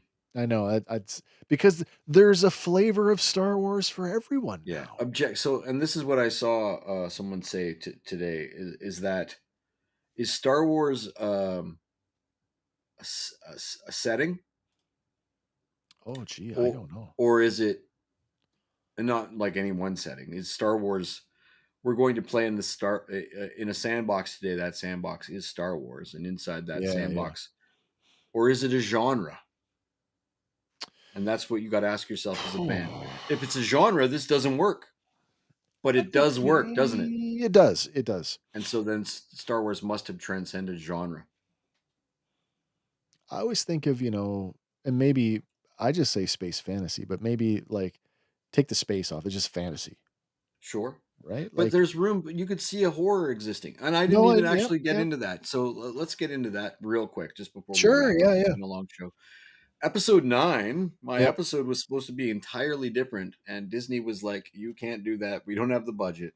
yeah, And the idea was for K2SO's introduction to be even different from yeah, what we got, and certainly different from the comic. Although in the comic they did find him on a transport, so it could yep, have been yep. weaving into the back end of that. What they wanted was an Alien or Predator style horror episode, Oh, nice. standalone essentially, where K2 would be tearing through the people like Vader on a transport, all the rebels, Oh, as yeah, it headed to Yavin, and Kate and Cassian would have to try would be the one to stop him. to stop him before it got there. Ah, And do you Disney feel was ripped like, off? I mean, Do you yes, feel ripped off? yes, but Yeah, me too. seeing the KX units at we wouldn't have got them at Gorman then, because that was the decision to incorporate them organically into the story, was to put them in Yep, Gorman instead. yep, But yeah, I mean, who doesn't want to watch that? I will watch the animatics. I will watch the storyboards. yep, yep. I'll read that script. You paint it on a rock and hand it to me, and That's where I'm at. I have some interesting well, there's a million questions to ask. Little things, right? Like, what what's gonna happen to his pistol? That's a part of I mean, listen, that gun makes Cassian Andor he is the spiritual Kyle Katarn of our story, right? Like, Sure. that was introduced in, Dark Forces, right? It was Kyle Katarn's Yeah. weapon, so it's a nod to the original steal the plans of the Death Star. Right. But that is so much a part of the Cassian. It was handed down to him from his father by Clem. Hmm. Is Cassian gonna hand it off to maybe Will or somebody, like, before he switches to the 280 convertible? I don't know. Yeah. Yeah. Was he Things going to like lose it that. Things like dramatically? that Yeah. always make me go, "Hmm, how did that happen?" Are we Yeah. gonna touch in with Bix again now that she's gone? I don't think that makes sense. Probably not. Like I don't Edie, think I it don't makes think we'll sense. ever see again. Her I'm presence would definitely undercut everything that Cassian works forward to in the next year and a half. all the Like, curiosity questions we had around Uncle Harlow will probably gone. never Never know be that. no, no. No. And then Dedra's emotional state when we pick up with her a year later next week on Hmm. Tuesday in 2 days. I think I got that one nailed by my last comments on her, but I don't know. That's some traumatic biz, and maybe she'll be a gibbering idiot in a hospital. Yeah. We don't see Will in Rogue One, so something's gonna No. happen with Will. Maybe Will and Drina are gonna go on their own, go on the Yeah. run. I don't know. Possibly. With Drina being an ISP agent, who knows? And then there's the well, yeah. Then there's the question of and I said it last week because I thought last week would have been the week for if we're gonna have any big cameos, and I know no cameos for cameo's sake, I know. but they just like you just walked around the rebels thing. We don't have to have all them now, Nope. but now we're in the world of like, "Hey, yo, are we gonna get a Jyn Erso? Are we gonna get a Galen Erso? Are we gonna get Bodhi Rook, as you just said? Are we going to get a Any of these Donna? We people." could. There's all kinds of things that could Yeah. happen at Yavin Base a year from now. Like that place is hopping a year from now. Like Tony said, incorporating legacy characters is complex and complicated and Hmm. why he couldn't get Jimmy Smits, but the Dodonna actor was replaced for Rogue One. I mean, it's not a big deal. We could do those things. Yeah, I mean, you could because and I'm just thinking, like, if I'm Gilroy and the only problem with my Rogue One film is that awful Carrie Fisher at the end, Yeah, I could can live with that. but could he correct that now by having a CG, like the state of the art CGI Princess Leia in this That's an episode? interesting question, yeah. Because I would be interested it to see. wouldn't be a wasted moment. Leia is involved now. The setup of, well, Bale's gotta arrive on Yavin at some point, Yes. so that's gonna happen off camera. He'll just be there next Well, week. so that's interesting. I didn't put the screen cap in my Rebels slide, but Mon's present, or sorry, Bale is present at Yavin when she gives the speech from the Ghost Yeah, which the in well, Rebels. yeah, the retcon that doesn't matter, I guess. Yeah. Well, Also, maybe it does. the, I don't know. he also looks a lot like Jimmy Smits for some reason. I don't know. Maybe they'll have to go back and correct that too. There'll be 2 versions, right? Which one do you want? Do you want the Benjamin Bratt version? Click this button. Black Series figure coming up, and Jimmy Smith gets robbed. Jimmy Smith Oh. gets robbed in the end. Uh, Swappable heads. whatever happens though, like, we still haven't seen those ISB troopers that The were hybrid with the the they got, white like, the armor scarab over the shin black. pieces That's and right. the We white, already got the action figure. We know it's coming. army, chest plate. That Mhm. like, we haven't seen those guys yet. I Where are I they gonna get deployed? I need a Kaido. I need a Kaido figure. Dude, I need me some Gorman Rebels. Wouldn't could some you Gorman Rebels be take awesome? I wonder if you could take, like, say, this guy's head, Yes. right? Yeah. And you could put him on the season 1, the smoking guy, Yes. because 'cause he's got the cape. I've You could got, put yeah, this those head both out. on that figure, Have them take both out. I don't even know if the helmet comes off this guy, It and, like, does carve not. a scar into his face. Oh, you could. You Actually, you might know be what able you to could do that. do? You could do is you could get a guy with who's got a hat? Who's got a removable hat? Any of the big officers. Any of the, Um, Empire Strikes Back officers have removable caps. yes, yes. So you could get one of those, paint the cap black. You could get a second, Admiral Rampart and put a scar on Rampart. Oh, you know who's got a removable hat that might work? It'd just be a little repaint. The First Order Admiral Akbar Oh, right, two right, right. pack with But that. he's got the weird, like, flappy hat. Yeah, but you can a little shave it down Cut or cut the squint flaps your off. eyes. Oh boy. So yeah, on that note, I know we're getting ahead of ourselves, but I just wanna hammer this out. I said earlier when you were gone on your bathroom break, after next week, we are back to what do you wanna do? And we do have some Back in Black series banked that are ready to go, so we can get back to those. What, you wanna go back and look at Kenobi again? No, I want to get into You the wanna get back figures. to action figures. Okay. Well, let's ask the fans. There's 10 people watching now. A pile more of you guys going to watch in the rewatch. What do you want us to do? Because I would be willing to take a look at the uh, Tales of the Underworld. Tails drop. We might be a So little late to the I would be game, but okay with that, yeah. I'd be I okay was looking at it late. floored by both things. If I had nothing one I else, from liked an better. animation. Oh, so did I. Yeah, all right, But all from right. an animation standpoint, whoo! Yeah, it was good. So It was good. there's a lot to talk about. If people want to hear it, I'm willing There to talk is always going back to cover season 2 of Ewoks. about it. There's droids, which I is still on my list of I would like to cover droids. Yeah. Rebels is a thing that my heart has Well, always been. man, we've talked about that as well, looking at Rebels and working through that. Maybe there's an interesting way that we can do that that is, fresh, or we You can do know, it in the way that we always do. Lauren had a great idea, which is instead of doing a straight review of Rebels, we Yeah. review the Rebels cast reviewing the Rebels episodes on their podcast. Mm, mm. Sort of a Whoa, meta thing. that's very meta. Isn't that kind of cool? Who's got a Rebels podcast? So the Ezra, Hera, and Really? Sabine voice actors, along They with a all mediator, are doing a weekly podcast, and they're doing every single episode of Rebels. When did that start? A month ago, so they might be Oh, on so episode four it's or five right fairly now. I'll send a link. it's recent then. It's recent. Yeah, it's recent enough that it could be a thing. It's a pretty neat That idea would be too. interesting. It's very. I don't think people are Okay. doing that type of thing. All right. Well, that'd be something that we'll talk about that one offline a little bit because I have Okay. some concerns around that. It's like our copyright thing that's still ongoing, and I don't wanna get Yeah, I don't yeah, wanna yeah. shut down Poke our live that stream big 'cause fucking mouse anymore. don't poke the Poke the mouse. mouse. Yeah, yeah. "You poking me, motherfucker?" Pluto, get off my leg. Alright, everyone, Oh, listen, give me I a guess million dollars. I would like to extend the warmest of thank yous, as always, to those of you who tune into this stuff week after week. It is with you that we have a show, and we would be talking about this stuff whether you were here or not. It's the reason why we have hundreds of videos with almost no audience, but we love those. But for those of you who keep showing up, and for those of you who keep finding us, thank you so much. Oh man. It is very humbling the small following that we do have. We appreciate every one of you.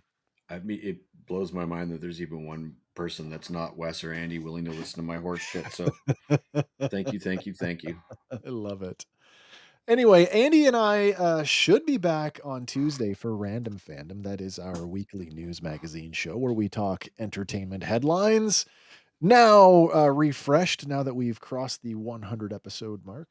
And then, of course, Andor, the final 3 episodes this Whew. week, Tuesday night. I will be in the live chat. And I will put up, I don't think I put up a thread this week. I will put up a new thread this week for the "Did you see that?" Post. Mm. So for those of you who are watching on the night that it drops, if you have one of those moments where you the thing, you can post it there. Did you see that thing? And if we end up using your point, we'll make sure to credit you in the episode on Sunday. Hank, have you got anything you want to touch on before we say goodnight? No, just this ride has been amazing. These 3 episodes were crazy. I can't believe anybody in their right mind doesn't like the show, but each to their own. Some Uh, people, yeah, some people yeah, have a hard some time with people some things. just don't can't adult. I mean, Anyway, awesome, just yeah, awesome stuff. of Yeah. course it is. All right, uh, listen. Yeah. Anything else? no, that's perfect, man. Perfect. As always, guys, whatever your thing is, and I know you've got a thing. If you're here tonight, it's probably Star Wars. So hey, I can relate.